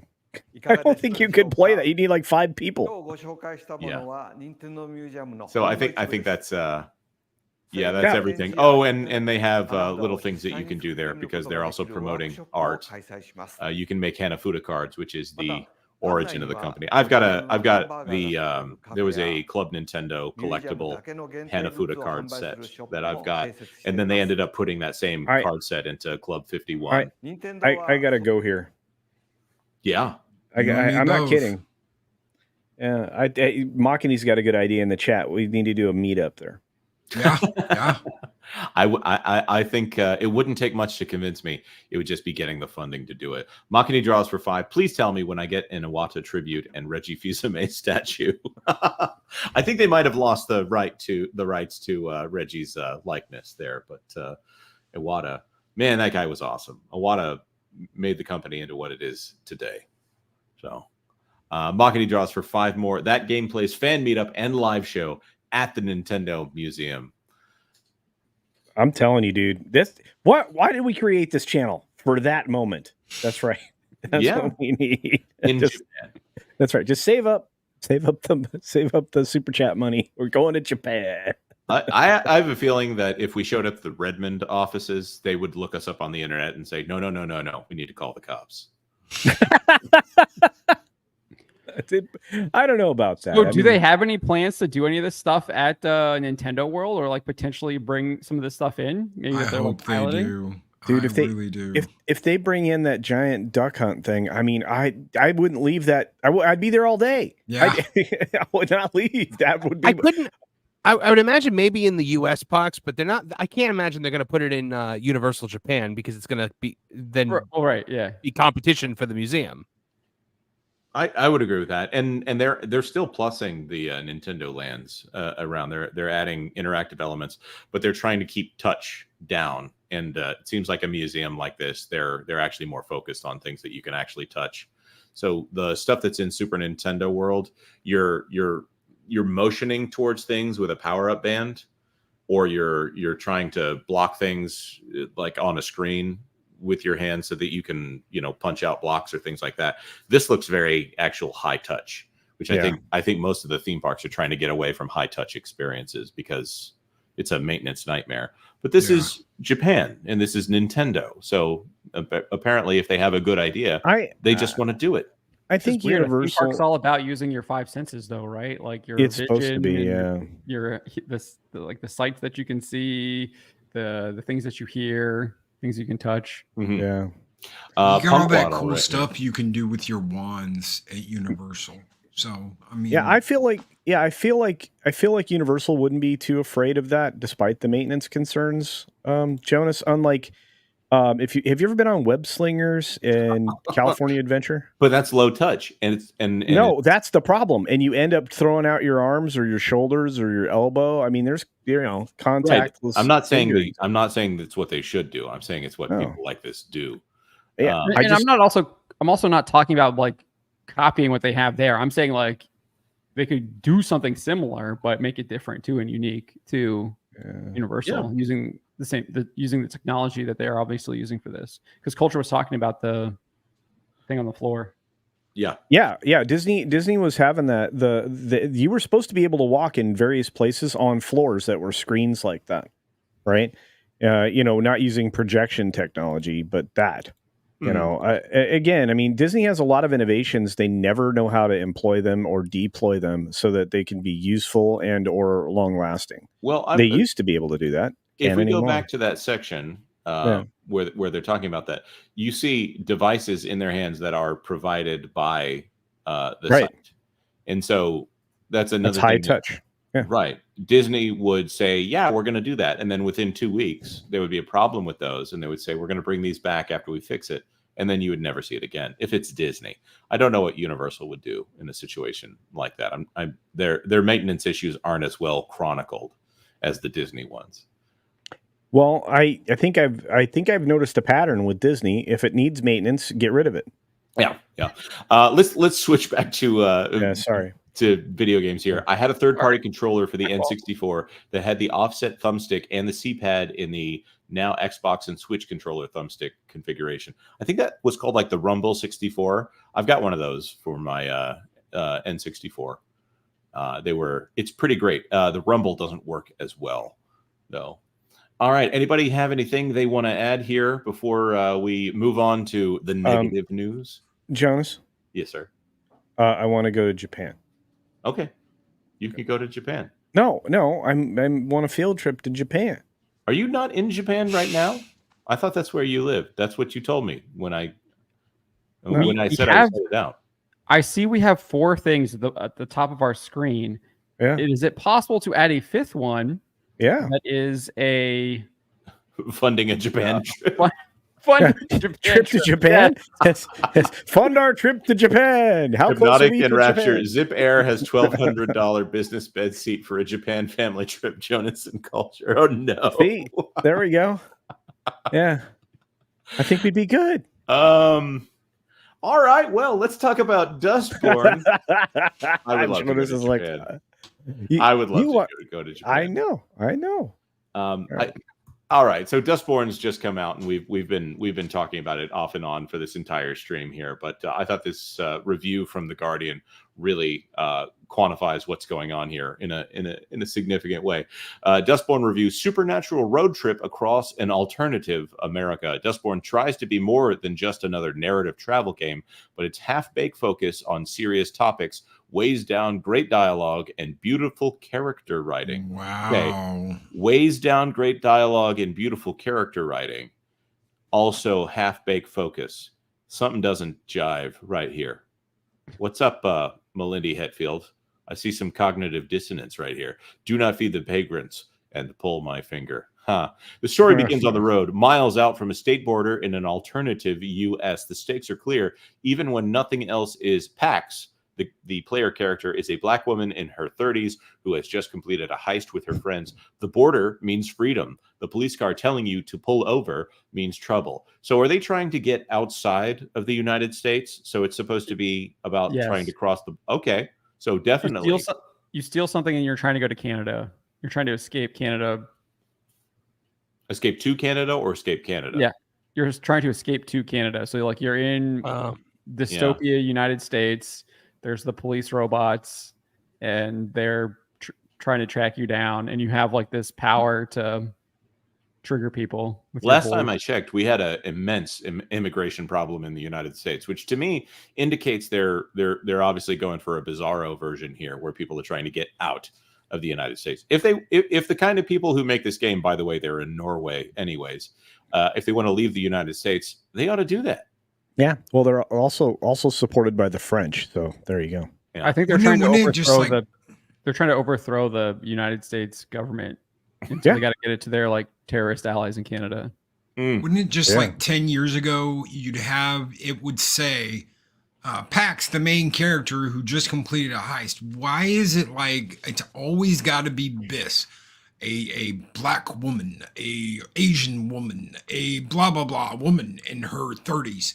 No, why does that need to be in there at all? Just because the main character Pax. It's literally the only thing that matters to them. Yeah.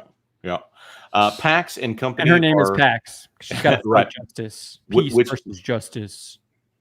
Oh, see, I didn't even realize the name of see, this is why it's just too on the nose. Pax and company are anomals. Is that not abnormals? People who wield manipulative vocal abilities called Vox. So Vox and Pax, okay, can bend people to her will by making them feel bad, using abilities named Trigger or Cancel. Her ex-partner, Noam, can soothe people with an ability known as Gaslight. There's no way this is real. This is an elaborate plot. This is the most elaborate prank ever played.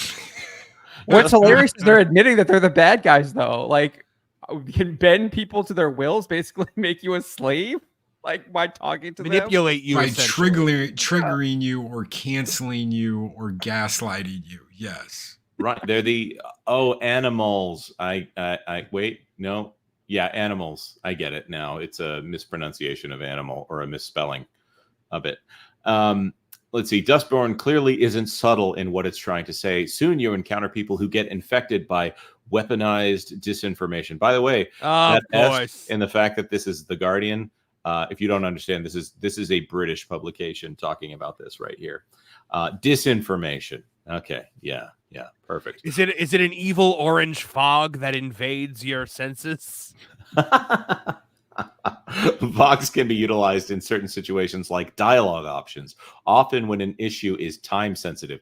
Tapping a dialogue choice will offer Pax's thoughts on what could happen before you commit to it. Does Pax think it better to stop someone from asking by using block, or would starting a fight using a trigger be a better option?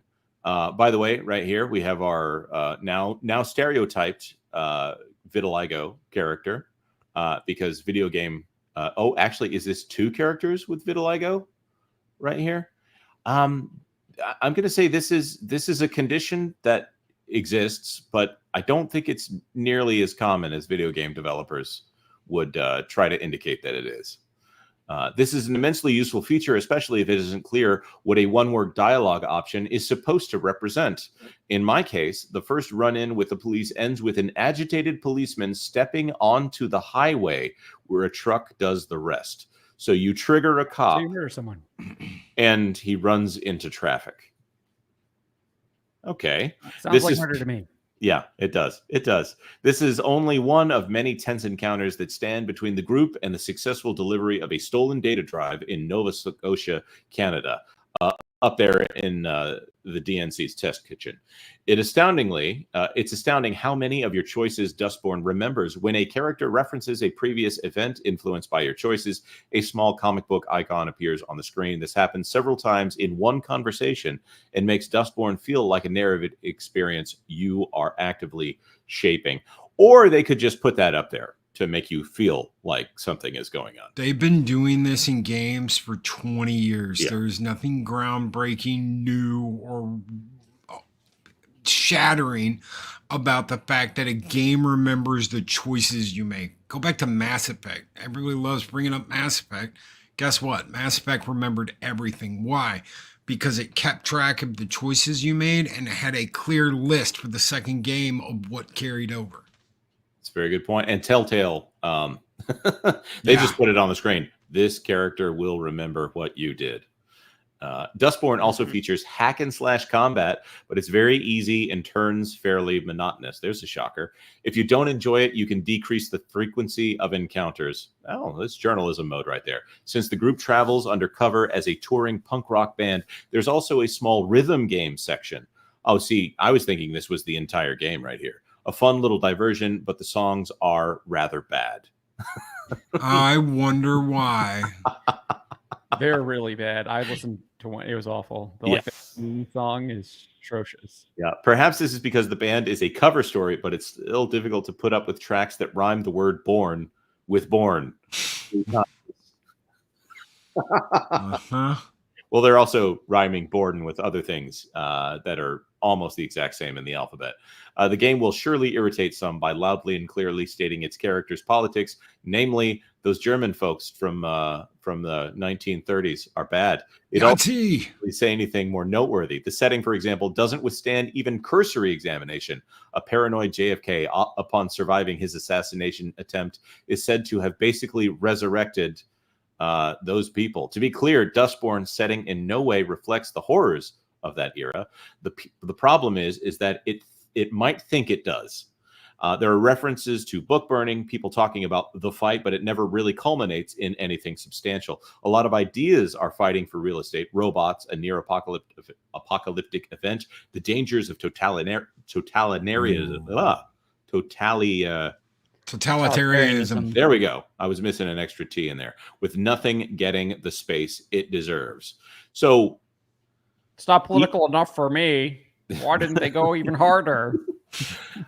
It sounds about right, but it also sounds like it's not satisfying to this person here. Like, if you're going to go for this, go for it.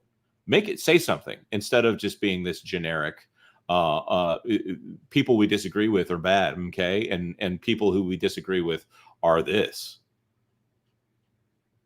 Everyone has been saying that since the 1940s. So this is not a controversial stance. The only controversial stance is trying to misapply this word to everyone you disagree with. Meanwhile, the real world problems are turned into something of supernatural origin. Later on in the game, you acquire a method to heal people infected with disinformation. Oh, wow. That is brilliant. You acquire the ability to lobotomize people. You point a device at a person who will then come with exclamations like, wait, the woke mind virus doesn't exist. What was I saying? Yes, you literally mind wipe people like in Men in Black. Wow. So is this a retelling of the Walking Dead series from Telltale Games? You indoctrinate people. You're like the Reapers. You just like, oh my god. Wow. I can't. If this doesn't admit what's going on in their heads, nothing will. They have exposed themselves and their hypocrisy for everybody to see in this. And you should be ashamed you're not out there playing it right now. I can't believe that they feel comfortable enough to put this out there in exactly like this. Like they're just saying the quiet part out loud. I wonder how long they were working on this. Have they missed the last 2 years at this point?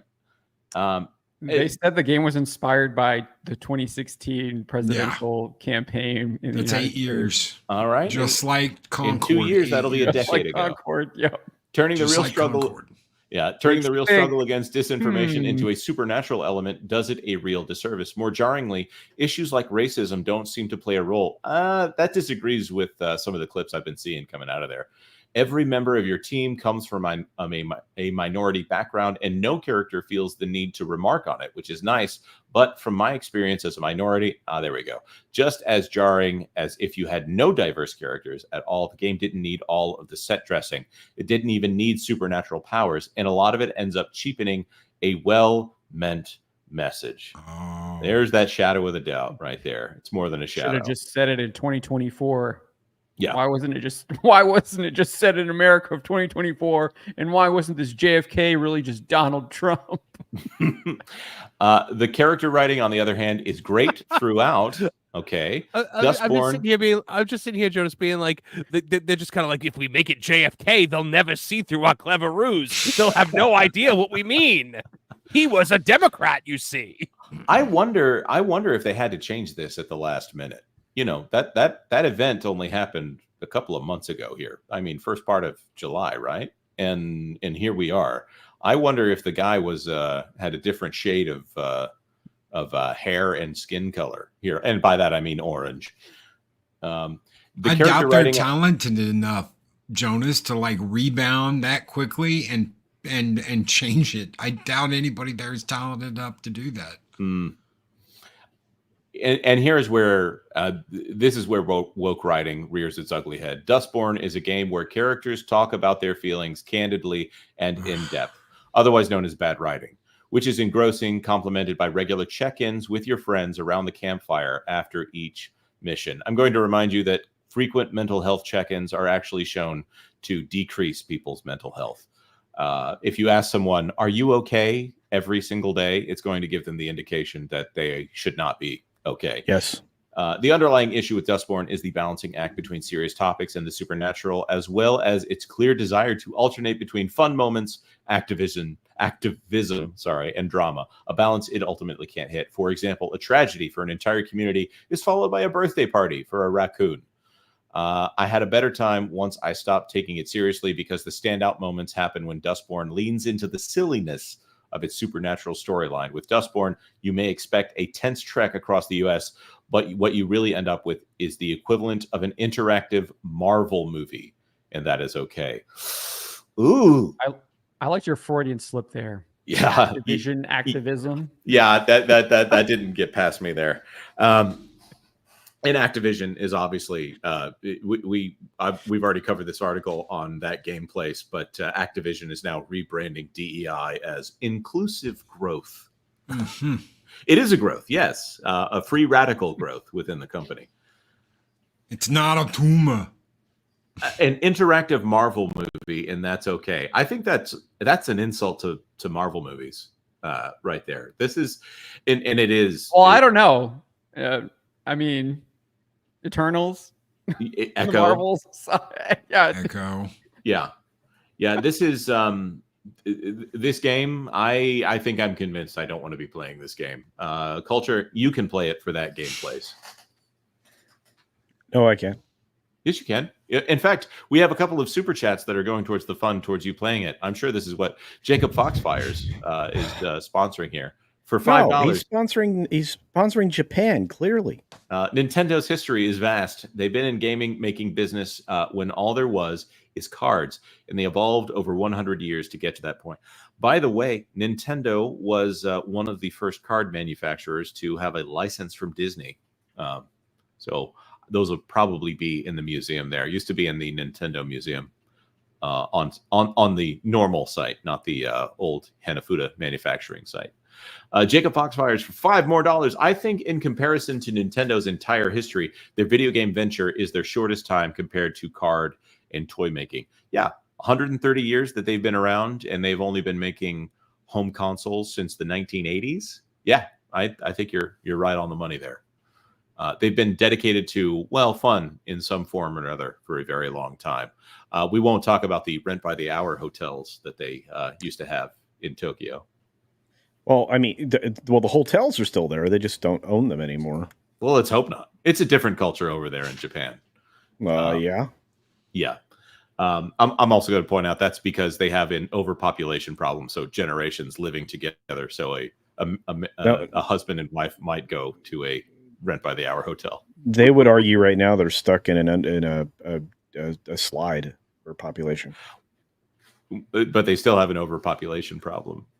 They're on the other end of that. If you look at the population of Tokyo, for instance, the only way. Oh, you're talking about specifically in the cities, okay? In the population centers, yes. They have an inverted pyramid, I thought.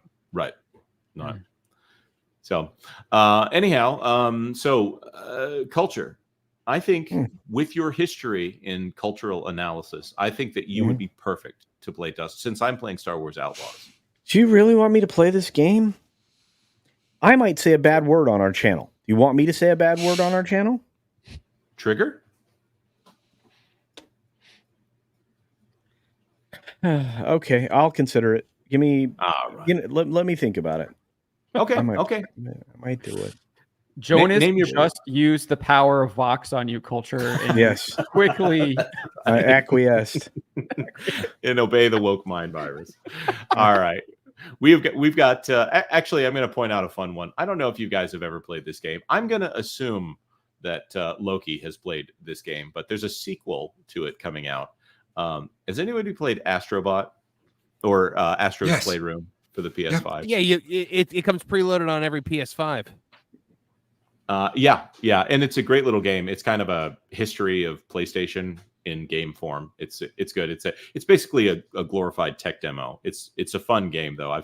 It's for some reason one of my kids is absolutely in love with this game, and she asks to play it all the time. So I'm starting to get to the point where PlayStation is sending me notes to say, "Do you need tips on how to get through this game?"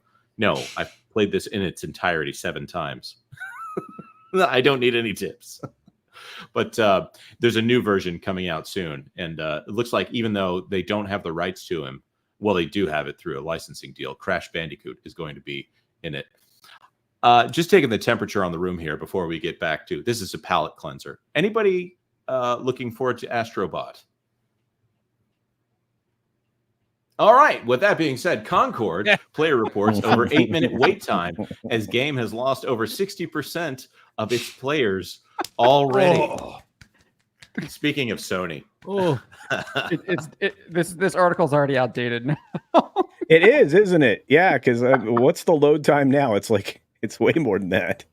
Right. And this is more than people not supporting the game to begin with or boycotting it. These are people that have tried the game and have been like, nope. Well, the reason it's taking so long is because they can't find players to match you with for your match. Right, matchmaking doesn't work, and they haven't got a thorough enough botting system out there in order to put bot players on. So you're 72% decline now too, by the way, as of 24-hour peak. Can you imagine? Hold on, sorry, I was looking at what's now. Hold on, I did the wrong calculation. I did what was now. Bring it up in just 65%. 65% decline. Yep. Firewalk Studios Concord died right out of the gate, and the game's corpse is quickly being buried as one player reported he had an 8-minute wait time on Monday, August 26th. What do you got now, John? It's at 2:41 was the last 24 hours, so 65% decline. I don't know what the wait times are. I've seen some people saying that they aren't really having these long wait times. But I think that's because they're just playing the same people over and over and over again because there's no actual matchmaking. It's just whoever's next in queue is up. So you're not actually being matched with based on skill or anything like that. And it also depends on the map that you're trying to play, the format that you're trying to play. I've heard that there's they have a I think that whatever their match ranking is, it's really long. I mean, just look at these character designs right here. Who wouldn't want to play this game? You got a gigantic woman right here, or maybe it isn't a woman. I don't know. And this androgynous gender. No, that's bad Miss Marvel. Somebody Literally, I want you they to made them Miss guess. Marvel. They have the star and everything. Look at it. That's true. That's true. They want you. I want you to guess what the character is with the name Chopped Hog. Oh no! I don't know, but for some reason, looks like a backwards ball cap. Has dreads. I don't. Are those goggles? No, there's dreads, and then there's goggles up here. But this looks to be a backwards ball cap, and then the goggles on top of it. Mm-hmm. Yeah, I don't know. It's quite a look, though. Concord went live on Friday, August 23rd, and only hit a peak concurrent player count of 697. So obviously beating the pants off that Dustborn game. But for those of you who aren't aware, Firewalk is currently owned by Sony proper. So is this a PlayStation Studios title? Yes, it is. Yeah, kind of. So this is a internal brand for Sony. So it has every leg up that it should have in order to succeed. Including a budget. Including a budget, right, John? Right. Very large budget. I don't know what the budget is. I've seen a lot of people saying it's lost $200 million. I haven't been able to validate that. I haven't seen anything where there's actually been costs. I think a lot of that's coming from the fact that they're using estimations based on employee costs in Washington, where I think Firewalk is located. Oh, right. And when it's an internal game like this, they have a lot more freedom to determine those budgets sometimes after the fact. Like the Thor Ragnarok issue came up where was it Thor Ragnarok and something else shot at the same time? No, Love and Thunder and something else shot at the same time. What was it? The Simu Liu one. Shang-Chi. Shang-Chi and the Legend of the Ten Rings. The Legend of the Boring Title.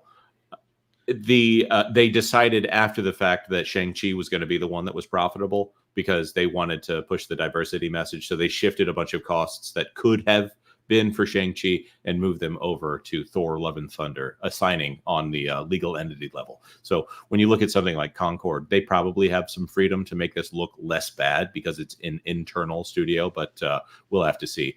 Player counts did not improve over the weekend and in fact declined over 40% by Sunday with a peak concurrent of 402 on Sunday. The weekend came and gone with a 276 on August 26th. And what was it again, John, for today?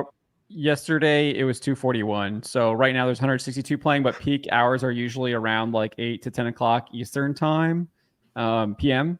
But so we won't know what the 24-hour peak will be. But right now, yesterday's 24-hour peak was 241, and there's 162 people playing right now. Has anybody on this panel played this game yet? Loki?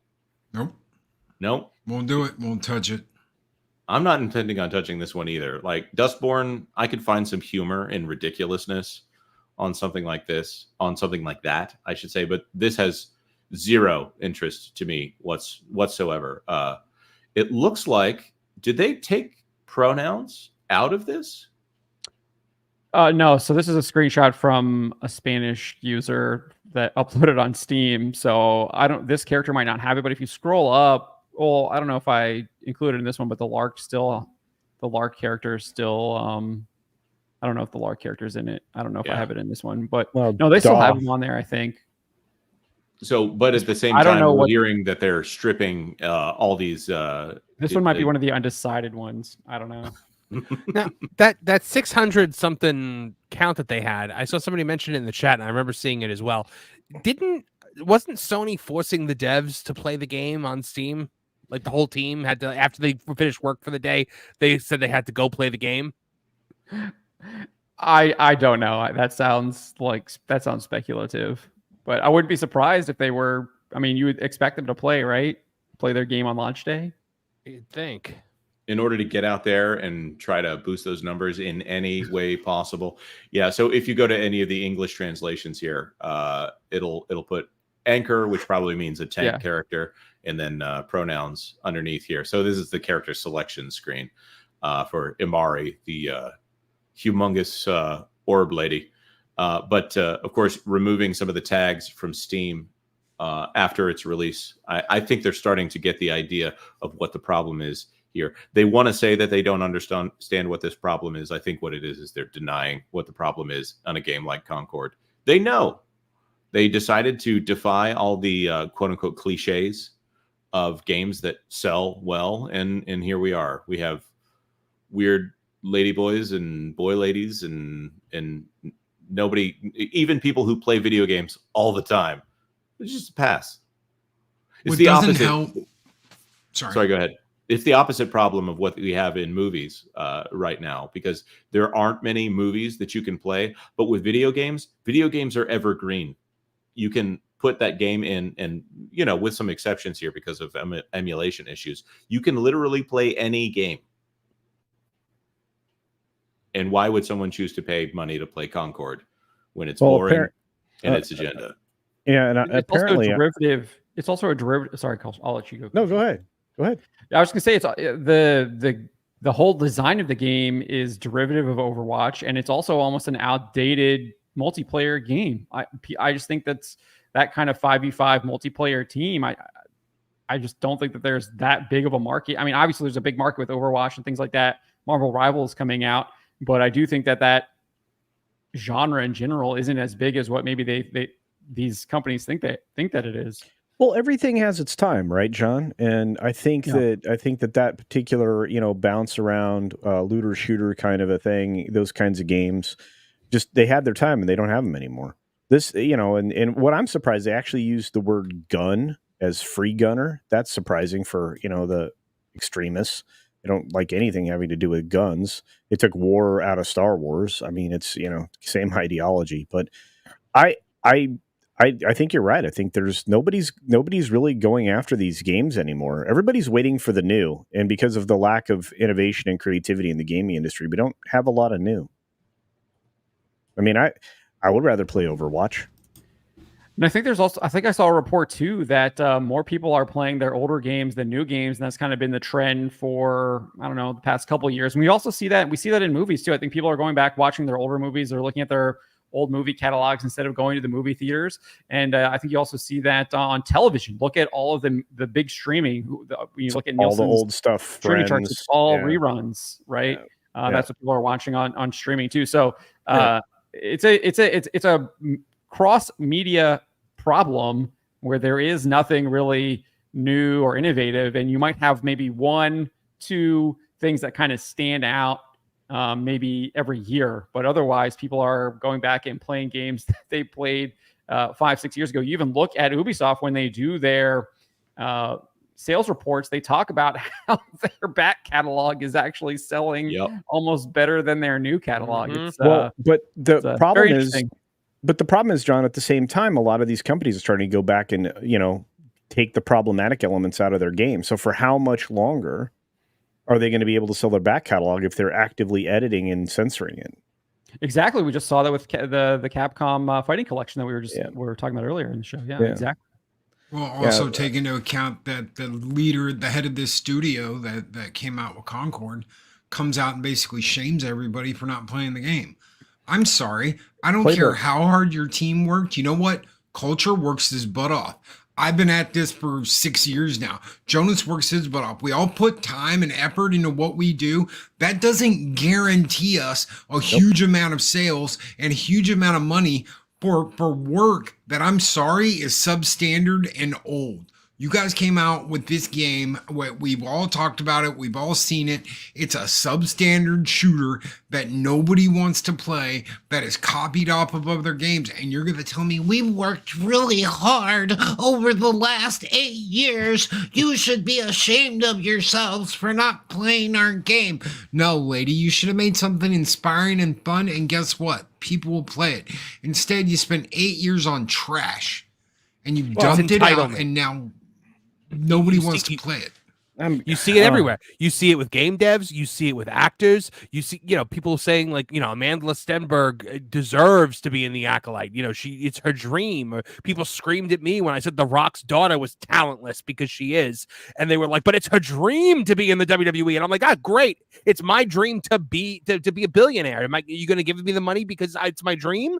At what point do we stop running on hopes and dreams and stop pretending that we are entitled to success? No, you work for success. Yeah, agreed. And I think you're going to find a lot of people on this panel that put a lot of work in and know that they may not get rewarded for that work. Of course, if we have any control over it, we would get rewarded. But you show up every day. The Rock's daughter is talentless, by the way. No comment on the Rock's daughter. Wow. The last time I saw her was giggling over her father in a Pikachu costume, and I thought, no, not that one, not the little one. I'm talking about. I was going to say it was going a little low there, Marvin. But didn't we have him on there? The Moana, like. Oh yeah, he had two kids there with him. Yeah. No, his adult daughter's in the WWE. Yep. The mum for $1.99. I vote CC to play Dustborn. Here is an incentive. Can we have a favorite you need chat? to get one of those thermometers. We need to get a thermometer on the side here that like has a goal for certain things.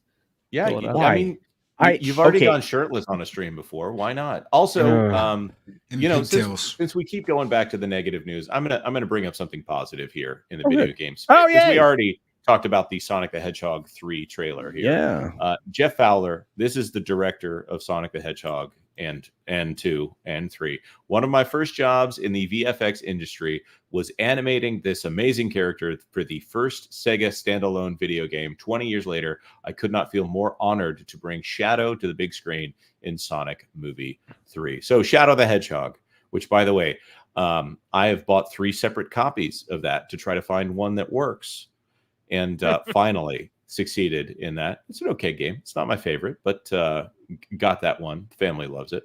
I'm glad to see someone with a history in the industry have a little bit of an arc here that comes back around on that. So that being said, guys, we need to wrap this thing up. Marvin, I think you have to go first. Where can people find you?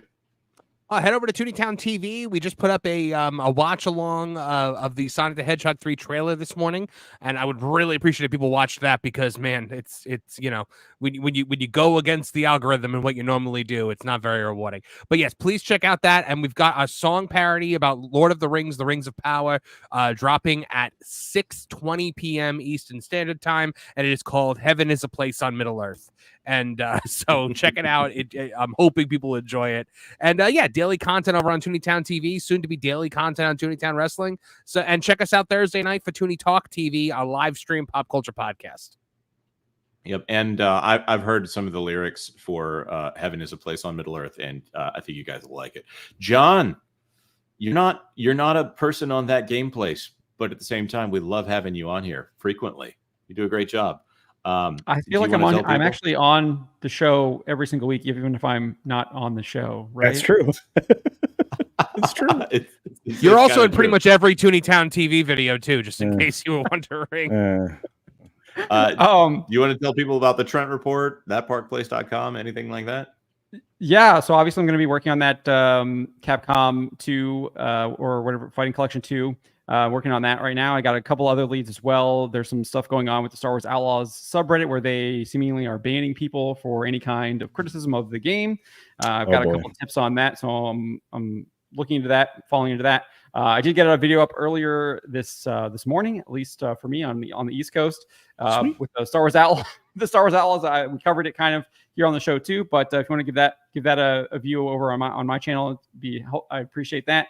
Where we kind of cover that getting stuck in space and they're having to patch the game and everything. And then also did a video on the new Tomb Raider show that Netflix is coming out with and how they are completely changing Lara Croft, how they're trying to pull a Star Wars where they are taking the boys property of Lara Croft, trying to specifically aim it at little girls and big girls. And the showrunner also took a shot at the previous male writers, saying that they wrote Lara Croft as a cold character, and that's not who she thinks that Lara Croft really is. So the entitlement they were just talking about, right, Marvin? So, some fun stuff going on over there. If you want to check those videos out, do that. And then obviously got a couple articles up on thatparkplace.com discussing Rings of Power. Obviously, they're pulling their hate the fans, hate the Tolkien fans, marketing something they did last year. And then we've got an article up over there as well on Agatha All Along and what you can expect from that show. It looks like it is Marvel Phase 4 all over again and is probably dead on arrival. It really does. And thank you for being here, John. Loki. We interrupted a little bit of Loki's Mornings of Mischief yesterday in the AM. And of course, I should have known that Loki's Mornings of Mischief is every single morning at 9 a.m. How's it going over there? It's going good. It's going good. Tomorrow, we're going to be talking about entitlement. On Thursday. Friday, we're going to be doing a review of Rings of Power, whatever the name of it is. And then we've got the Late Show with Snowed Up, our good friend Snowed Up, going on Friday night at 10 p.m. So it should be fun. And then we start all over next week on Monday with 0 Hour and Taco Tuesday with Mikey. Tuesday was really fun. We had the AI talking about Mike and how he likes to jump out of the windows and who he is affectionate to and why. And really, it was like, he's over at Latino Slant. He's on Midnight's Edge. His friend is Culture Casino.